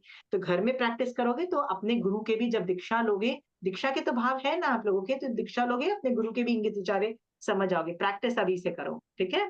चलना पड़ता है। पति के हिसाब से कपड़े पहनो, पति के हिसाब से खाना खाओ, पति के टाइमिंग के हिसाब से खाना खाओ, सब कुछ करो तो घर भी खुश रहता है। पति को जो खुश रखता है, घर भी खुश रहता है, ठीक है? हमको क्या लगता है, बच्चों को खुश रखने से घर खुश रहता है, ऐसा नहीं है। याद रखना, बच्चे फिर भी बड़े होके अपना घर बनाते हैं, ठीक है? By the time you realize कि यार बच्चे तो अपना घर अपने आप को देख रहे हैं, हम हमको तो ज़्यादा मतलब they are busy in their own life. तब पता लगता है कि यार मुझे तो अपने पति को देखना चाहिए था, राइट? बट पूरी ज़िंदगी हम उसको नहीं देखते, हम किसको देखते हैं? बच्चों के इंगित इशारे हम समझने की कोशिश करते हैं। But that poor husband gets totally ignored. तो ये प्रैक्टिस करो, ठीक है? और प्रैक्टिस करो। लेकिन दीदी आप बोलते हो ना कि मुझे प्रैक्टिस है, सबको है, ऐसा नहीं है कि सब कर रहे हैं। वो मानते कितने हैं वो बात अलग है, ठीक है? दोनों में हम बैलेंस भी करना पड़ता है। बैलेंस करना पड़ता है, एग्जैक्टली बहुत बैलेंस करना पड़ता है, ठीक है? सो ये भी हमको अभी कोशिश है ना, आगे जाके सिर्फ हमको गुरुओं की करनी है प्रैक्टिस, ठीक है? सही। चलिए आगे। तो इंगित इशारे इज वेरी इंपॉर्टेंट, यहाँ पे ये अंडरलाइन कर लो, इंगित इशारे, ठीक है? चलिए आप आगे पढ़िए। अविनीत शिष्य का लक्षण। गुरु आज्ञा न मानने वाला, गुरु के समीप न रहने वाला, उनके प्रतिकूल कार्य करने वाला तथा तत्व ज्ञान रहित अविवेकी साधु अविनीत कहलाता है। ये सारी चीजें दी गई हैं। गुरु आज्ञा न एक मिनट। गुरु आज्ञा नहीं मानने वाला, गुरु के समीप नहीं रहने वाला, उनके प्रतिकूल कार्य करने वाला और तत्व ज्ञान रहित अविवेकी साधु अविनीत कहा जाता है। देखो तत्व ज्ञान तो हमारे में बहुत है, यदि हम दीक्षा भी लेते हैं, मैं तो हमारी अपेक्षा से पढ़ाने की कोशिश कर रही हूँ। मैं ये साधु की अपेक्षा नहीं पढ़ा रही, मैं आप और मैं जो कि श्रावक हैं, पर कभी फ्यूचर में साधु बनेंगे उस अपेक्षा से बता रही हूँ कि आप are you ready to become a sadhu, उस एंगल से मैं पढ़ा रही हूँ कि तत्व ज्ञान तो में भी है और विवेक भी है हमें, हमको क्या करना है क्या नहीं करना वो भी पता है हमको, राइट? हमको गुरु के समीप रहना है, गुरु की आज्ञा में रहना है और उनके प्रतिकूल कार्य नहीं करना, मतलब उनको जो अच्छा लगे वही करना है। ये बात अच्छे से समझ लो, ये वही चीज का रिपीट है जो नेगेशन में है, ठीक है? दोशील शिष्य का निष्कासन। जैसे सड़े कानों वाली कुत्ती सभी स्थानों से निकाली जाती है, इसी प्रकार दुष्ट स्वभाव वाला, गुरुजनों के विरुद्ध आचरण करने वाला वाचाल साधु सभी स्थानों गच्छ संघ आदि से निकाला जाता है। ओके, एक मिनट। आगम में बहुत जगह मिलता है कि कोई संघ से निकाला जा रहा है या गुरु भी कई बार गलत हो जाते हैं। जैसे ऋषभदेव भगवान तीर्थंकर थे, तो मरीचि जब मॉडर्नाइज हुए तो ऑब्वियसली उनको निकाल दिया गया, ये बात आपको पता है, ठीक है? ऑन द कॉन्ट्ररी वो सुबुद्धि नाम का प्रधान, जी याद है वो जीत शत्रु राजा की स्टोरी आती है जिसके अंदर वो जो राजा था ना, वो जब अपने वापस अपने उसी एरिया में आता है और अच्छा खाना खाता है और तबीयत तो ठीक हो जाती है, तो वो क्या बन जाता है? दिन दिन दहाड़े सोता है और मतलब वो बोलते हैं ना प्रमादी हो जाता है।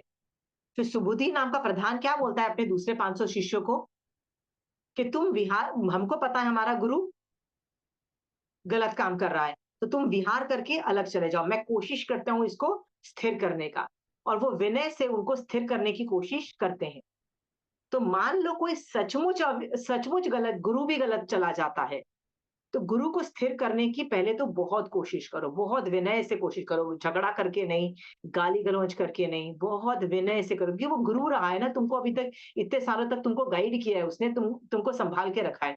अब कभी कभी वो भी गलत हो जाता है, तो क्या किया उसने, बहुत विनय से उसको संभालने की कोशिश की।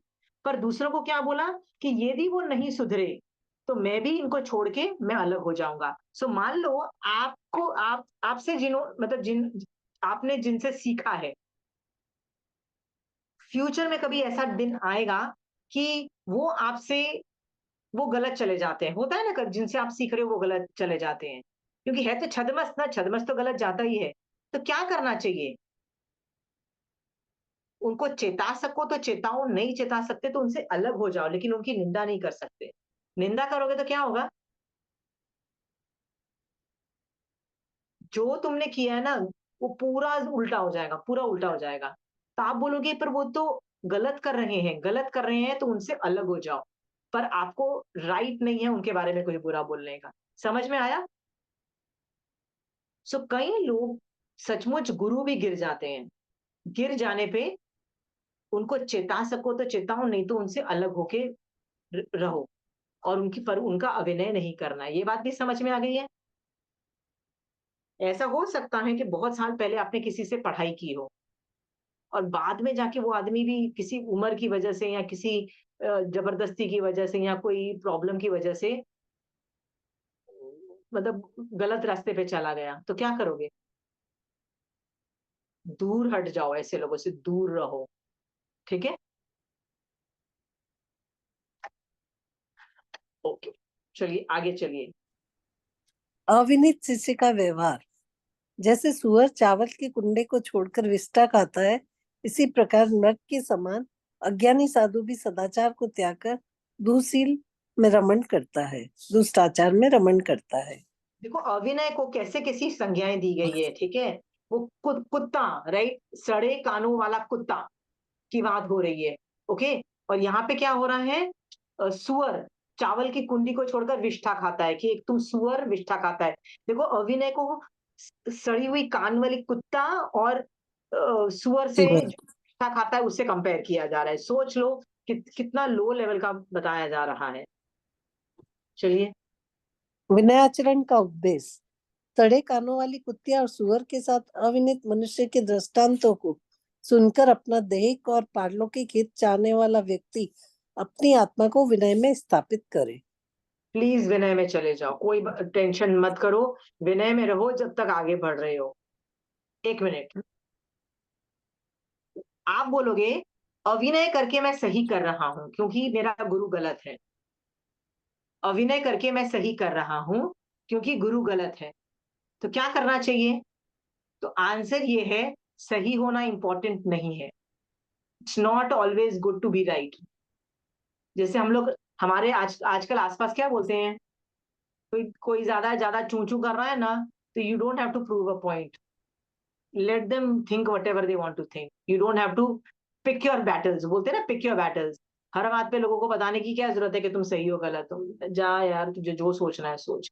वैसे ही यहाँ पे बोला जा रहा है कि यदि ऑप्शन है आपके पास, राइट, चुप रह के निकल जाओ। समझ में आ गया। ऐसा कभी कोई इंस्टेंस हुआ है, किसी के पास कोई एग्जाम्पल हुआ है कि किसी से सीखा हो और वो आदमी मतलब गुरु गलत हो गया हो और जिससे आपको क्रिब मार के उसको गंदा बोलना पड़ेगा। हुआ है कभी कोई एग्जाम्पल, पूजा तुम्हारे साथ हुआ है, शोभा जी, कोई एग्जाम्पल्स नहीं हुआ, कोई शेयर करो ना एग्जाम्पल्स, तब मजा आएगा।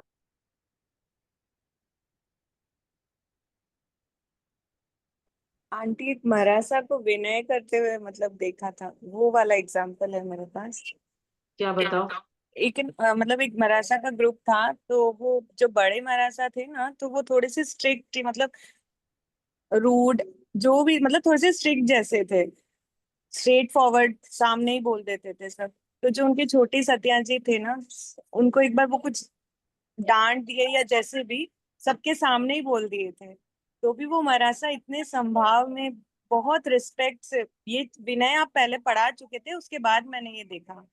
तो वो ही, मैं तब यही सोच रही थी कि देखो वो अपने गुरु का कितना विनय कर रही है। मतलब हम लोग जैसे होते हैं और हम लोग को किसी के सामने इंसल्ट कर दे तो हम कैसा बिहेव करते हैं, वो मराठा कितना विनय कर रहे हैं अपने गुरु का।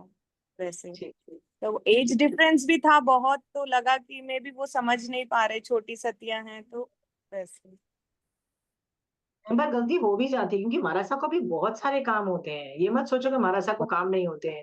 हमको लगता है सुबह से लेके शाम तक उनको बहुत काम होते हैं, और उनमें से कोई एक सती भी कोई बीमार है, कभी कोई कुछ हो रही है, कभी कोई कुछ हो रही है। बाप रे, दूसरे महाराजा पे जो बर्डन आता है ना, मैंने देखा हुआ है।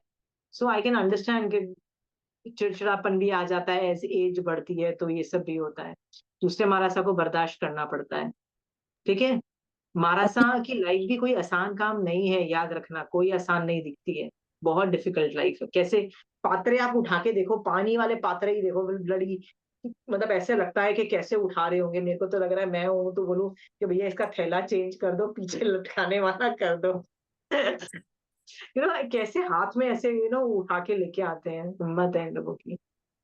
एनीवे, या कोई और एग्जाम्पल एग्जाम्पल देगा विनय की और अभिनय की? अभी हमारे स्थानक में आए थे मदर एंड डॉटर, हाँ। दोनों दीक्षा साथ में ली थी। सो व्याख्यान में और सब साथ में ही वो देते थे। तो इतना, मतलब द मदर, उनका जो फॉटे था, दैट वाज भजन गाना, और बहुत अच्छी तरह। एंड डॉटर, उनको 32 आगम का बाय हार्ट था, तो she used to teach us Agam की, सब बताते हाँ। थे, सिखाते थे, वो करते थे। So sometimes when the mother used to go little wrong or something, तो the daughter इतनी अच्छी तरह उनको बताते थे कि ऐसे नहीं ऐसे है। तो it was like बहुत समझदारी से। Mother also didn't feel bad, वो सीधा मिच्छा मिदुकम करते थे, ऐसे नहीं कि भाई वो छोटी होके मेरे को कैसे बोल रही थी। So the Vinay and the scolding and telling it was in such a nice way. बहुत अच्छी तरह से वो एक दूसरे के साथ सेट करके व्याख्यान देते थे। Amazing amazing. So we could see the daughter is like mother used to go wrong in some stories व्याख्यान में, और विनय टाइम देखते थे, बिकॉज सब दोनों का टाइम होता था, इतने टाइम आपको व्याख्यान देना है, इतना टाइम आपको व्याख्यान देता है, बिकॉज स्थानक में सबको 10:30 you have to stop the व्याख्यान। सो एक जन अगर थोड़ा ज्यादा, बिकॉज जब व्याख्यान देते देते कभी कभी कोई इंटरेस्टिंग टॉपिक में थोड़ा लंबा भी हो जाता था, तो स्ट्रेट विनय वॉच देख के द मदर ऑल्सो ज्यादा टाइम ले लिया तो शी से मिच्छा सॉरी मैंने टाइम ज्यादा ले लिया, ओके स्टॉप, और फिर बेटी बोलती नहीं आप और 5 मिनट ले लो, मैं कर लूंगी। ऐसे करके the Vinay and the way they were doing it together was so nice. इतना मतलब दिख रहा था विनय, भर भर भर के दिख रहा था कि इतना आगम का विनय भी था उनमें। Very good amazing. तो और भी कोई एग्जाम्पल बताना चाहता है? जितना हम विनय की एग्जाम्पल सोचेंगे, देखेंगे अपनी आंखों से ना, तो उनको देख के हमको हमको भी विनय आता है ऐसे साधुओं पे, राइट? पर कभी गंदे केसेस भी देखते हैं हम लोग, राइट? तो उनको देख के भी हम भेद विज्ञान करके समझे ना कि नहीं भगवान, ऐसे कभी साधु मत बताना। क्या पिछले भवों के अंदर पूछा तुम अविनीत शिष्य बनी हो? हाँ, अविनीत बने शिष्य होंगे, बनी हो ना? पक्का बनी हो, बने होंगे। राइट? कसम खा लोगे भगवान, मैं आज के बाद कभी भी अविनीत शिष्य नहीं बनूं, कभी भी। भगवान साधु ही मत बनाना, पर यदि बनूं ना तो अपने गुरुओं की बहुत विनय करूं इस तरह का। भगवान प्लीज मेरा ध्यान रखना, ये सोच लो, क्योंकि फ्यूचर में भी कभी साधु बनोगे और अभिनय करोगे, फिर दुर्गति में जाओगे, फिर पता नहीं संसार बढ़ाओगे। हाँ, ये सोच करके बोलना, मैं भगवान बनाना है ना जिस दिन साधु, तो एकदम विनयवान मस्त ऐसा साधु बनाना जो ये विनयवान वाला साधु हो। ठीक है। चंचल जी, आप कोई स्टोरी बोलना चाहते थे? हाँ, इस बार की चौमासे में मेरा ज्यादा काम पड़ा, ज्यादा नजदीक रहने का महाराज साहब के, तो पता चला कितना काम होता है। और कितने हाँ सबके अलग अलग टेम्परामेंट होते हैं उसको कैसे मैनेज करने का, मतलब हाँ सब चीजों को। तो एक महाराज साहब की तबीयत खराब हो गई थी, तो उनको बुखार सर में चढ़ गया था, तो वायलेंट हो गए थे, तो ओगे से मारने लगे थे, मुपत्ती खींचने। तो दूसरी छोटी छोटी सतियां थी, पर इतने विनय से कि भाई अभी कुछ आप इलाज करा दो, हम तो अब क्या कर सकते हैं करके। फिर उनका इलाज होने के बाद महाराज साहब ने खूब, बड़े थे फिर भी उन्होंने पश्चाताप किया कि मेरे कारण तुमको इतना सब हुआ।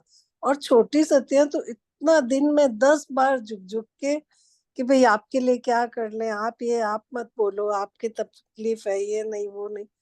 तो देख के लगता था कि भले वो एक दूसरे से रिलेटेड नहीं है, अलग अलग प्रांतों से है, कोई महाराष्ट्र के हैं, कोई एमपी के हैं, इतनी छोटी छोटी सतियां होते हुए भी इतना काम भी रहता था। गोचरी में भी शहर में घर नहीं है, अभी सब शहर से बाहर चले गए हैं, और दोहन पानी का भी बहुत कम घरों में मिलता है, राख का पानी। तो उनको इतनी गवेषणा करनी पड़ती, इतनी जगह दूर दूर तक भी जाना पड़ता था। पर तब लगा कि इतना आसान नहीं है कि भाई आप कहीं भी चौमासा करके भी कितना काम करना पड़ता है, बाप रे बाप। वाह वाह। तो और कोई विनय की स्टोरी कोई जान बताना चाहता है विनय की? हमार हमारे अभी आए थे स्थानक में श्रावक श्रावक का भी विनय काफी होता है। एक श्रावक था, वो वया मतलब he was totally devoted to the स्थानक, हम्म। बट काफी सालों से। लेकिन हाँ लास्ट लास्ट ईयर उन्होंने उनसे इट बिकेम रॉन्ग थिंग कि ही, आई थिंक ही अकाउंट्स में उन्होंने थोड़ी गड़बड़ कर दी। हाँ बट उनको ऑफिस बेरर से दे स्टॉप्ड हिम। लेकिन व्याख्यान जो आते थे जाते थे ऐसे ही सब उनको ग्रीट करते थे जैसे कि नथिंग कुछ हैज नहीं हैपेंड। हुआ। हाँ, good good, that is also good. But तो पता है वो ये जो पर पैसे का ये सब चीजें मैंने देखा है बहुत श्रावकों में आए, उपाश्रय को भी नहीं छोड़ते हैं। पैसे देख के ना लोभ कषाय का उदय होता है, और उपाश्रय को भी नहीं छोड़ा। सोचो, स्कूल को तो हम समझते हैं कि चलो स्कूल को छोड़ दो यार, ऐसे बच्चों की पढ़ाई में के पैसे में से क्यों करते हैं, पर उपाश्रय में से जब लोग पैसे करते हैं ना, तो समझ नहीं आता कि इनके दिमाग में क्या चल रहा होगा, क्या लोभ कषाय होगा, कैसे परिणाम होंगे, बड़ा टेंशन हो जाती है। लेकिन दीदी और आप भी कोई स्टोरी बोलना चाहते थे? हाँ हाँ। एक महाराज साहब वायलेंट होते थे। उनके जो पांच पांच महाराज साहब थे उसमें, वो भी ऐसे ही वायलेंट होते थे। तो सडनली एक दिन ऐसे लग रहा था वो महाराज साहब व्याख्यान में नहीं आ रहे हैं। तो ऐसे एक दो दिन हुआ कि वो महाराज साहब नहीं आ रहे थे व्याख्यान में। तो बड़े महाराज आचार्य महाराज साहब ने नेक्स्ट डे व्याख्यान में एकदम बिगिनिंग में ये बताया कि मैं आपको बताता हूँ कि उनका ऐसे ऐसे प्रॉब्लम था, और उन्होंने हमने उनको संसार में भेजा है। Please don't talk about it among yourselves and don't discuss and don't make it a gossip thing. कर्म तो उदय कैसे होते हैं महाराज साहब के भी दया वाले, जैसे हमारे कर्म उदय भी तो होते ही है ना, तो क्या उनके कर्म उदय नहीं होंगे? राइट। अब इतनी गर्मी देख के ना, जो जो गर्मी है ना, वो लाइक लिटरली कुछ डिफरेंट लेवल की गर्मी है। तो मैं भी बोलती हूँ कि होता है ना, कभी कभी मन ही नहीं करता समय के लिए पचकने का, और लगता है चलो एसी में चला के ना बेड पे बैठ के आगम पढ़ लेंगे यार, कौन करे समय। वो यू नो वो लेजीनेस बोलो या कुछ भी बोलो, वो भी होता है। तो हम भी बहुत चीजों में ना ऐसी चीजें करते हैं। तो ये हमारे ही कर्म उदय है ना, आठों आठों कर्मों की पोजीशनिंग है। तो महाराजा की भी यदि ऐसी आ जाती है जब उनको घर भेज देना पड़ता है, तो ये भी दया के पात्र है। कोई कोई भी स्टोरी बनाने की जरूरत नहीं होती है, कोई भी नहीं करना एंड चाहिए आपको। मेरा भी अविनय, आई फील मैंने भी अविनय किया। एक बार मैं महाराज साहब के I went Darshan and I said मैं आई एम स्टेइंग हियर, यहाँ रह रही हूँ, गली के अंदर है, ये है। तो बोले कल तो उनका नेक्स्ट डे विहार होने वाला, तो मैंने बोला हाँ आप आइए ये। तो दे सेड हाँ, ऐसे आपस में बात किया कि okay okay will go and all. मुझे आई थॉट कि वो जब विहार करेंगे 3 बजे तब आएंगे मेरे यहाँ। तो मेरे दिमाग में वो था। और नेक्स्ट डे मॉर्निंग दरवाजे पे नॉक आया। तो एक बार नॉक आया था, I didn't bother because it was 7:15 7:30 7:15 in the morning. फिर दूसरी बार I just jumped out of the bed and मैं उठ के एकदम भागी और दरवाजा खोला। तो महाराज साहब थे। एंड मेरे को इतना खराब लगा कि मैंने बोला था एक दिन पहले, बट मेरा उपयोग इतना खराब, मतलब अंतराय थी कि मालूम था मुझे कि आने वाले हैं, फिर भी I understood it in the wrong way. No no, but वो अभिनय को नहीं, वो अभिनय नहीं माना जाता, उपयोग नहीं चला इज नॉट अ अभिनय। ठीक है, वो अभिनय का स्टोरी नहीं है, ये अभिनय का स्टोरी बिल्कुल नहीं है। शोभा जी बिल्कुल ठीक है, होता है, तो आई उपयोग फेल नहीं वेरी चलता है। बैड। हाँ, तो मुझे लगा इतना गलत तरीके से मैंने कि महाराज नहीं साहब नहीं उनको लगे कि इतना मतलब नहीं, इसको नहीं करना है, ये ऐसे बातें नहीं सोचनी है, ये तो बिल्कुल अभिनय का केस नहीं है, उपयोग नहीं चले, ये बहुत नॉर्मल है। बिल्कुल ठीक है शोभा जी, ठीक है। लेकिन दीदी आपकी क्या स्टोरी थी अभिनय वाले की, वही बताओ। एक महाराज जी ना बीमार हो गए थे, तो उनके साथ जो संत थे, मीन्स उनके गुरु भाई ही थे, तो काफी बीमार थे, तो उनको एकदम ऐसे था कि जैसे वोमिट वगैरह आने की ना हो रही थी। तो इतना उनको एकदम से हुआ कि कोई पात्रा भी साथ में लेके आने में उनको लगा वक्त लगेगा, उन्होंने अपने दोनों हाथ ऐसे आगे कर दिए, उसमें उसने वॉमिट की, तो वो उसको जाके बाहर पलट के आए। वाह वाह, ये जो आप बोल रहे हो ना, ये तो मैंने भी देखा था, ये वाली जो बात आप बोल रहे हो कि एकदम ऐसे हाथ कर लिया। मैं आपको एक दो विनय की स्टोरी बताती हूँ। एक बड़वाला संप्रदाय के अंदर ना वो सिर्फ गुजराती ही बोलते हैं। मैंने कहा गुजराती बहुत रेयर केसेस में हम जैसे लोग जाते हैं तो वो लोग हिंदी, मतलब मैं भी गुजराती समझती हूँ, पर लाइक इफ माय हस्बैंड गोस तो वो लोग हिंदी में बात करेंगे या व्याख्यान देंगे, अदरवाइज वो गुजराती चलती है। तो अचानक बातों बातें करते करते पता लगा, अच्छा उनका वहां पे भी लिंक है, वहां भी लिंक है। तो मैंने बोला आप लोग सब मारवाड़ी हो, राजस्थान के हो? कहते हैं हाँ। मैंने कहा फिर आप गुजराती में क्यों बात कर रहे हो? कहते हमारी जो गुरनी थी ना वो गुजराती थी, तो हमारी दीक्षा जो की हुई तो गुरनी के साथ हमने विनय के अंतर्गत उनकी भाषा बोली, ठीक है। सो हमने गुजराती सीख ली। कहते तब पूरे संघ के अंदर गुजराती ही चलती है। मोस्ट ऑफ द मारासा are not Gujarati, most of the मारासा are different, they are from Rajasthan. But वो लोगों ने गुजराती क्यों पूरी संघ में चलती है? बिकॉज गुरनी इज द गुजराती, ठीक है। ये सब चीजें विनय नहीं है तो और क्या है कि मैं अपनी भाषा ही चेंज कर देती हूँ। सोच के देखो, मेरा अस्तित्व ही खत्म हो जाता है। गुरनी गुजराती बोलती है, I am going to talk Gujarati, बस मुझे अपनी भाषा का भी खत्म, मतलब अपना पूरा अस्तित्व जीरो। मैं कहाँ से हूँ, कौन हूँ मैं, क्या कि क्या कंफर्ट लेवल है मेरा, तो ऑब्वियसली अपनी भाषा बोलने में कंफर्ट लेवल होगा। नहीं, गुरनी जो बोले मैं वही भाषा बोलूंगी। विनय नहीं है तो और क्या है। एक मैं एग्जाम या एक एक बार पूजा। मरासा थे, तो उनके जो गुरुनी थी ना, जब तक वो थी तो वो मरासा कभी प्रवचन नहीं देते थे, मतलब उनको आता नहीं था देना।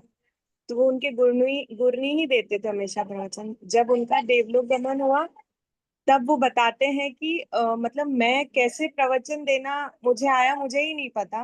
मुझे ऐसा लगता है मेरी गुरुनी ही प्रवचन देती है। मतलब वो राइट। हर प्रवचन में यही बात वो, मतलब उस मतलब प्रवचन के लिए भी वो विनय करती है अपने गुरु का। हाँ, तो ये जो गुण विनय है, ये गुण आप में और मेरे में भी श्रावक के एंगल से सोचो, ठीक है। कि यदि गुरु सोच सकता है तो हम लोग क्या खाना बनाने के लिए ये विनय नहीं ला सकते हैं, ठीक है। कि मेरी मम्मी से सीखा मैंने, या थैंक यू आप, आपसे ये वैल्यूज मिले हैं, क्या हम विनय नहीं कर सकते हैं अपने बड़ों का, ठीक है। पर हम क्यों क्यों एकड़ी में रहते हैं? क्योंकि हमको लगता है हम क्यों किसी को क्रेडिट देंगे संसार मार्ग में, किसी को सुदेव सुगुरु सुधर्म को तो क्रेडिट फिर भी दे देंगे, पर नहीं देते हैं हम लोग, संसार मार्ग में नहीं देते हैं क्रेडिट। और खासकर यदि हमने नौकर से सीखा है तो नौकर को तो डेफिनेटली क्रेडिट नहीं देते हैं। नौकर से सीखा है यार, नौकर को क्यों इज्जत दे देंगे भैया हम लोग। ये बात हम लोगों को जब अखरती है, हम विनय नहीं दे पाते हैं, तो हम गुणों को विनय नहीं दे रहे हैं, हम किसको दे रहे हैं? नौकर को। नौकर में गुण है ना उसका अच्छा खाना बनाने की, मैं उसको विनय कर सकती थी ना, पर मैं नहीं दे रही हूँ। ये जब चीजें हमको समझ में आएगी ना तो हमारी आत्मा चेंज हो जाएगी और आत्मा विनयवान हो जाएगी। देखो, साधु बन के तो आपको सिर्फ सुदेव सुगुर सुधर्म तीनों का ही विनय करना है और संसार में किसी का नहीं करना है। बट जब तक आप श्रावक हो आपको सबका करना है विनय, ठीक है। मान लो पूजा बोलती है कि नहीं मैं श्रावक हूं तो क्या हुआ, सुदेव सुगुरु सुधर्म का विनय करती हूँ, पर मुझे संसारी लोगों का विनय करने की कोई जरूरत नहीं है, और खासकर ससुराल वालों की तो विनय करने की जरूरत नहीं है, राइट। तो वो गुण नहीं डेवलप होगा पूजा, क्योंकि विनय भी गुण है। विनय भी एक एक तरह का ऐसा गुण है जो आता है ना तो सबके प्रति आएगा।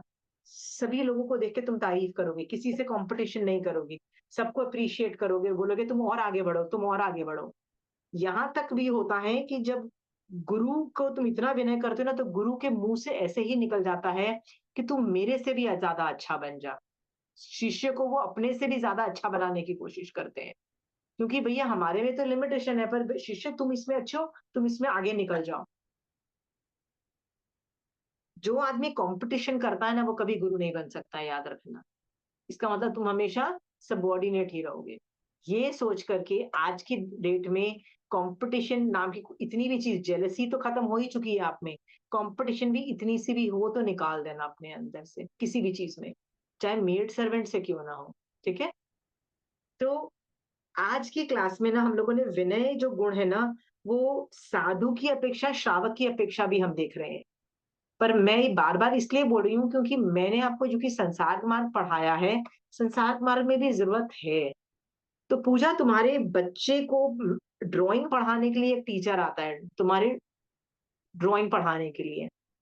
क्या तुम अपने छोटे से बच्चे को, जो 10 साल का बच्चा है, उसको बोलते हो कि तुम्हारा जो ये तो ड्राइंग पढ़ा रहा है ना, हाँ, उसके जाके पैर छुओ, तुम उसको बोलते हो? Puja, you can teach the child. एक बार बच्चे में इस लेवल का विनय आ जाता है ना, फिर उसको छोटापन दिखाई देता है। हमारी, मैं तुमको इसलिए बता रही हूँ, सिखों में तुम देखो, सिख रिलीजन के अंदर बड़े छोटा में ना वो कोई ज्यादा वो होता है ना कि वो लोग है ना, अपने गुरुद्वारे के बाहर जो चप्पल उतारते हैं ना, उसके अंदर भी अमीर अमीर लोगों के बच्चे बैठे होते हैं, कभी बड़ा आदमी नहीं बैठेगा, बच्चे बैठे होते हैं, चप्पल लेते हैं, टोकन देते हैं आपको, चप्पल अच्छे से उठा के रख देते हैं। किसी और की चप्पल उठा के रखना कोई आसान काम नहीं है, करते हैं ना। फिर जब प्रोग्राम खत्म हो जाता है, फिर चप्पल टोकन लेते हैं, वो चप्पल आपको वापस देते हैं, ठीक है। लघुता, लघुता का मतलब क्या है? वो लोग भी अलग तरीके से सोचते हैं, आप धर्म करने आए हो, आओ हम आपकी कैसी सेवा कर सकते हैं, सब कुछ व्यवस्थित कर रहे हैं। मैं ये नहीं कह रही हूँ कि जैन धर्म में हम अपने बच्चों को ये सब, मैं तो बोलती हूँ बच्चों को ज्यादा पढ़ाओ, बट एटलीस्ट विनयवान बनाओ, कि जो धर्म कर रहा है ना उसका भी विनय करना चालू कर दो, जो भी धर्म कर रहा है, जिस लेवल पे भी कर रहा है। कंपटीशन नहीं करना है, नहीं तो चतुर्विधि संघ में आगे जाके कितने कॉम्पिटिशन होंगी बताइए।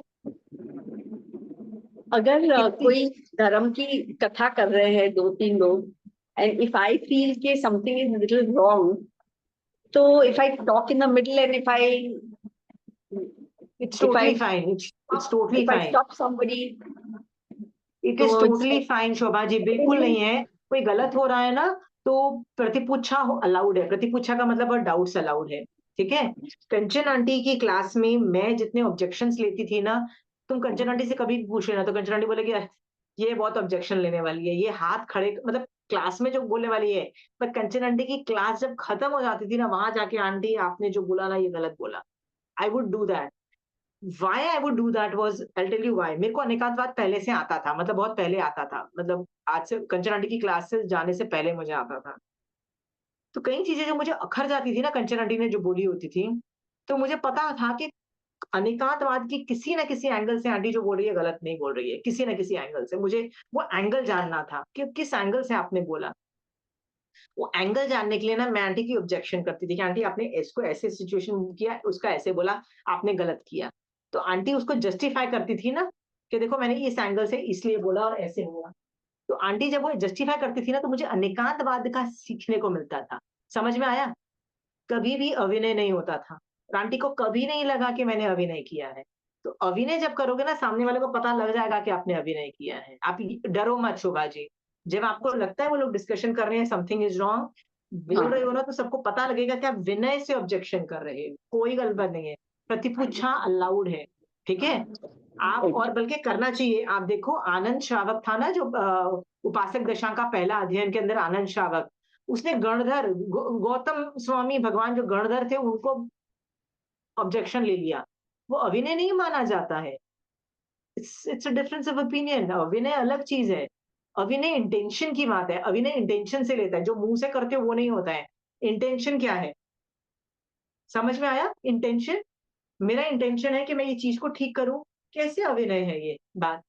मैं चाहती हूँ कंचन आंटी जो बोल रही है उसका एंगल, अनेकांतवाद का एंगल देखो। मैं 90% अनेकांतवाद सीख रही होती हूँ या एप्लीकेशन सीख रही होती हूँ। एंटी द्रव्यानुयोग पढ़ा रही होती है, मैं नहीं द्रव्यानुयोग पढ़ रही होती हूँ। मैं क्या पढ़ रही होती हूँ? एप्लीकेशंस और अनेकांतवाद या श्रावकपना या साधुपना या कुछ और सीख रही होती हूँ। मेरे तो सेगमेंट्स है ना जो मैं पढ़ रही होती हूँ। मैं तो एप्लीकेशन करती हूँ, मुझे आंटी क्या करना है, मैं तो ये पूछा आंटी मुझे क्या करना है, ये पूरी आपने जो पढ़ा दिया उसमें मुझे क्या करना है, मेरी जिंदगी कैसे चेंज हुई, मैं वो जानना है। तो वो अभिनय बिल्कुल नहीं है, वो इंटेंशन में अभिनय आता है, ठीक है। और याद रखना, जब कोई आदमी बोलता है नहीं मैं विनय कर रहा हूं और उसका बिहेवियर गलत है ना, तो बिहेवियर पे कॉन्सेंट्रेट करो, behaviour will tell you everything, ठीक है। शोभा जी, बिल्कुल ऑब्जेक्शन लो, बिल्कुल प्रतिपूछा करो, बिल्कुल रोक दो क्लास को और आगे मत जाने दो जब तक आपकी बात मतलब समाधान ना हो जाए। मैं तो आगे ही नहीं जाना देती, मैं तो अटक जाती थी, ठीक है। कई चीजें बड़ी गंदी तरीके से पूछने वाली होती थी, वो कंचन आंटी को अलग से बाद में क्लास में पूछती थी। क्यों? क्योंकि सबके सामने नहीं पूछी जा सकती। I can not tell her कि aunty I have objection on you, right. पर जो चीज टॉपिक पे ऑब्जेक्शन है क्लास में पूछ लो। पर यदि मुझे ऑब्जेक्शन कंचन आंटी पे, आंटी आज जो आपने किया ना, ये मुझे इस पे डाउट है, इस पे क्वेश्चन मार्क है, तो मैं वो भी नहीं छोड़ती थी। मैं तो वो भी क्लास के बाद जब सब चले जाते थे अकेले में पूछती, आंटी अपने सिचुएशन में ऐसे किया ना, आपने गलत किया। फिर आंटी उसको भी जस्टिफाई करती थी। समझ में आया? अनेकांतवाद मैंने एप्लीकेशन से सीखा था, कंचन आंटी से आर्ग्यू करते करते। कंचन आंटी को अनेकांतवाद का एप्लीकेशन बहुत अच्छे से आता है, and she knows all the theory, she knows what is श्रावकपना। ऐसा नहीं है कि आंटी को आता नहीं, वो पढ़ाएंगी नहीं श्रावकपना, वो कभी नहीं पढ़ाएंगी। वो बोलती है श्री आशिमा तुम श्रावकपना पढ़ाते रहते हो। मैंने कहा आंटी श्रावक को पढ़ा रही हूँ, श्रावकपना पढ़ाने दो मुझे, I am okay about it, right. But aunty कभी नहीं पढ़ाएंगी। आंटी का तो मन है भैया सब साधु बने, बस इसी भव में मोक्ष हो जाए। आंटी का तो वो है, मतलब इतना ज्यादा पुश होता है। आंटी के हाथ से बहुत लोग साधु भी बने हैं, और जो साधु बनता भी है ना, वो आंटी उसको अलग से बुला के पढ़ा के उसको कितना पॉलिश करती है, मैंने भी देखा है आंटी ने। आंटी बहुत सॉलिड चीज है, आंटी को एक अनदर लीग है, क्योंकि आंटी का द्रव्यानुग योग बहुत स्ट्रांग है। बट मैं ऑब्जेक्शन ना करूं, ये क्यों भैया? मेरे को ऑब्जेक्शन आ रहा है, मैं करूंगी ऑब्जेक्शन। मैं तो कई बार कंचन आंटी पे भी क्वेश्चन मार्क, आंटी जो आपने बोला ना ये ठीक नहीं बोला आपने, लेट हर जस्टिफाई। और वो हमेशा अनेकांतवाद से जस्टिफाई जब वो करती थी, बिल्कुल सही जाती थी, बिल्कुल सही जाती थी। समझ में आया? यदि उनको अनेकांतवाद नहीं आता ना, तो मैं भी उनको फॉलो नहीं करती, but she knew anekantavada from day one. वो कभी नहीं पढ़ाएंगी श्रावकपना, कभी नहीं पढ़ाएंगी। हर बार सबको अच्छा बोलेंगी, कभी ये नहीं बोलेंगी कि अरे निश्चय है, इससे सम्यक दर्शन नहीं है। नहीं बोलने के बावजूद भी आंटी वो आंटी नोज एवरीथिंग, बट मैं ऑब्जेक्शन लेती थी। समझ में आया? एंड दैट इज नॉट अभिनय। आप और मैं इसी तरह से अपने मोक्ष मार्ग में, पर संसार मार्ग में भी अपने अंदर ये गुण लाएंगे कि अपने आप को छोटा समझो। बड़ा दिखाने की तो कोशिश रहेगी ही नहीं आप में, राइट। बड़ा बन जाऊं, अच्छा मैं अच्छा हूं, मैं तो बहुत दूध का धुला हूं भैया। बार बार अपनी आत्मा को देखो, हमारे ऊपर अनंत अनंत अनंतानंत कर्म चिपके हुए हैं, राइट। मोक्ष जाने में काफी टाइम लग रहा है, हल्लुकर्मी बन जाए वही बहुत बड़ी बात है। उसमें जितने हम हल्लुकर्मी बनेंगे, जितना वो करेंगे, उतना हमारी आत्मा के लिए अच्छा होगा। यही गुण हमको इस आगम के पाठ से मिल रहा है। तो आगे हम कंटिन्यू करेंगे ये वाला पाठ, क्योंकि भगवान कहते हैं कि यदि ये गुण हमारे में आ जाएगा, तो ये गुण कब तक चलेगा हमारे अंदर? अगले भव में हम लेके जाएंगे विनय विनय धर्म। और ये विनय धर्म हमारे में चला गया ना, तो अगले भाव में भी हम एकड़ी नहीं दिखाएंगे, सबको प्रूव करने की कोशिश नहीं करेंगे। मुझे ईमानदारी से बताना, तुमको आसपास लोग मिलते हैं जो अपनी एकड़ी दिखाते हैं, बताने की कोशिश करते हैं कि वी हैव अराइव्ड, और तुमको मिलते हैं ना लोग? इसका मतलब तुम भी तो हो सकते थे ना वो। पर तुम्हारे और उनमें क्या फर्क है?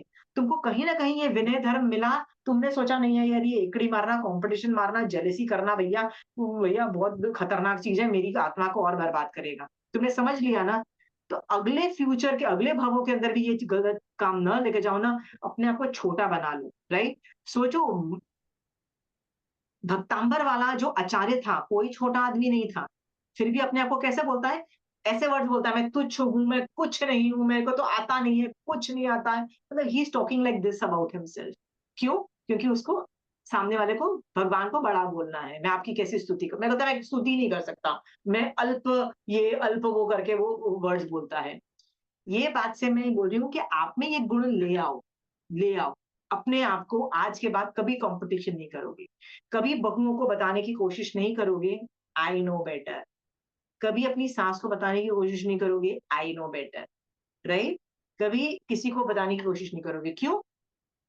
बहुओं को मान लो नहीं आता है, सास को नहीं आता है, दे figure it out, matter of time. वो गलती करके फिगर आउट कर लेंगे, और गलती करके जो अकल आती है ना, वो ज्यादा अच्छे से अकल आती है, ठीक है। अकल आने दो, राय देने से वैसे भी कोई ले ना ले तुम्हारी राय।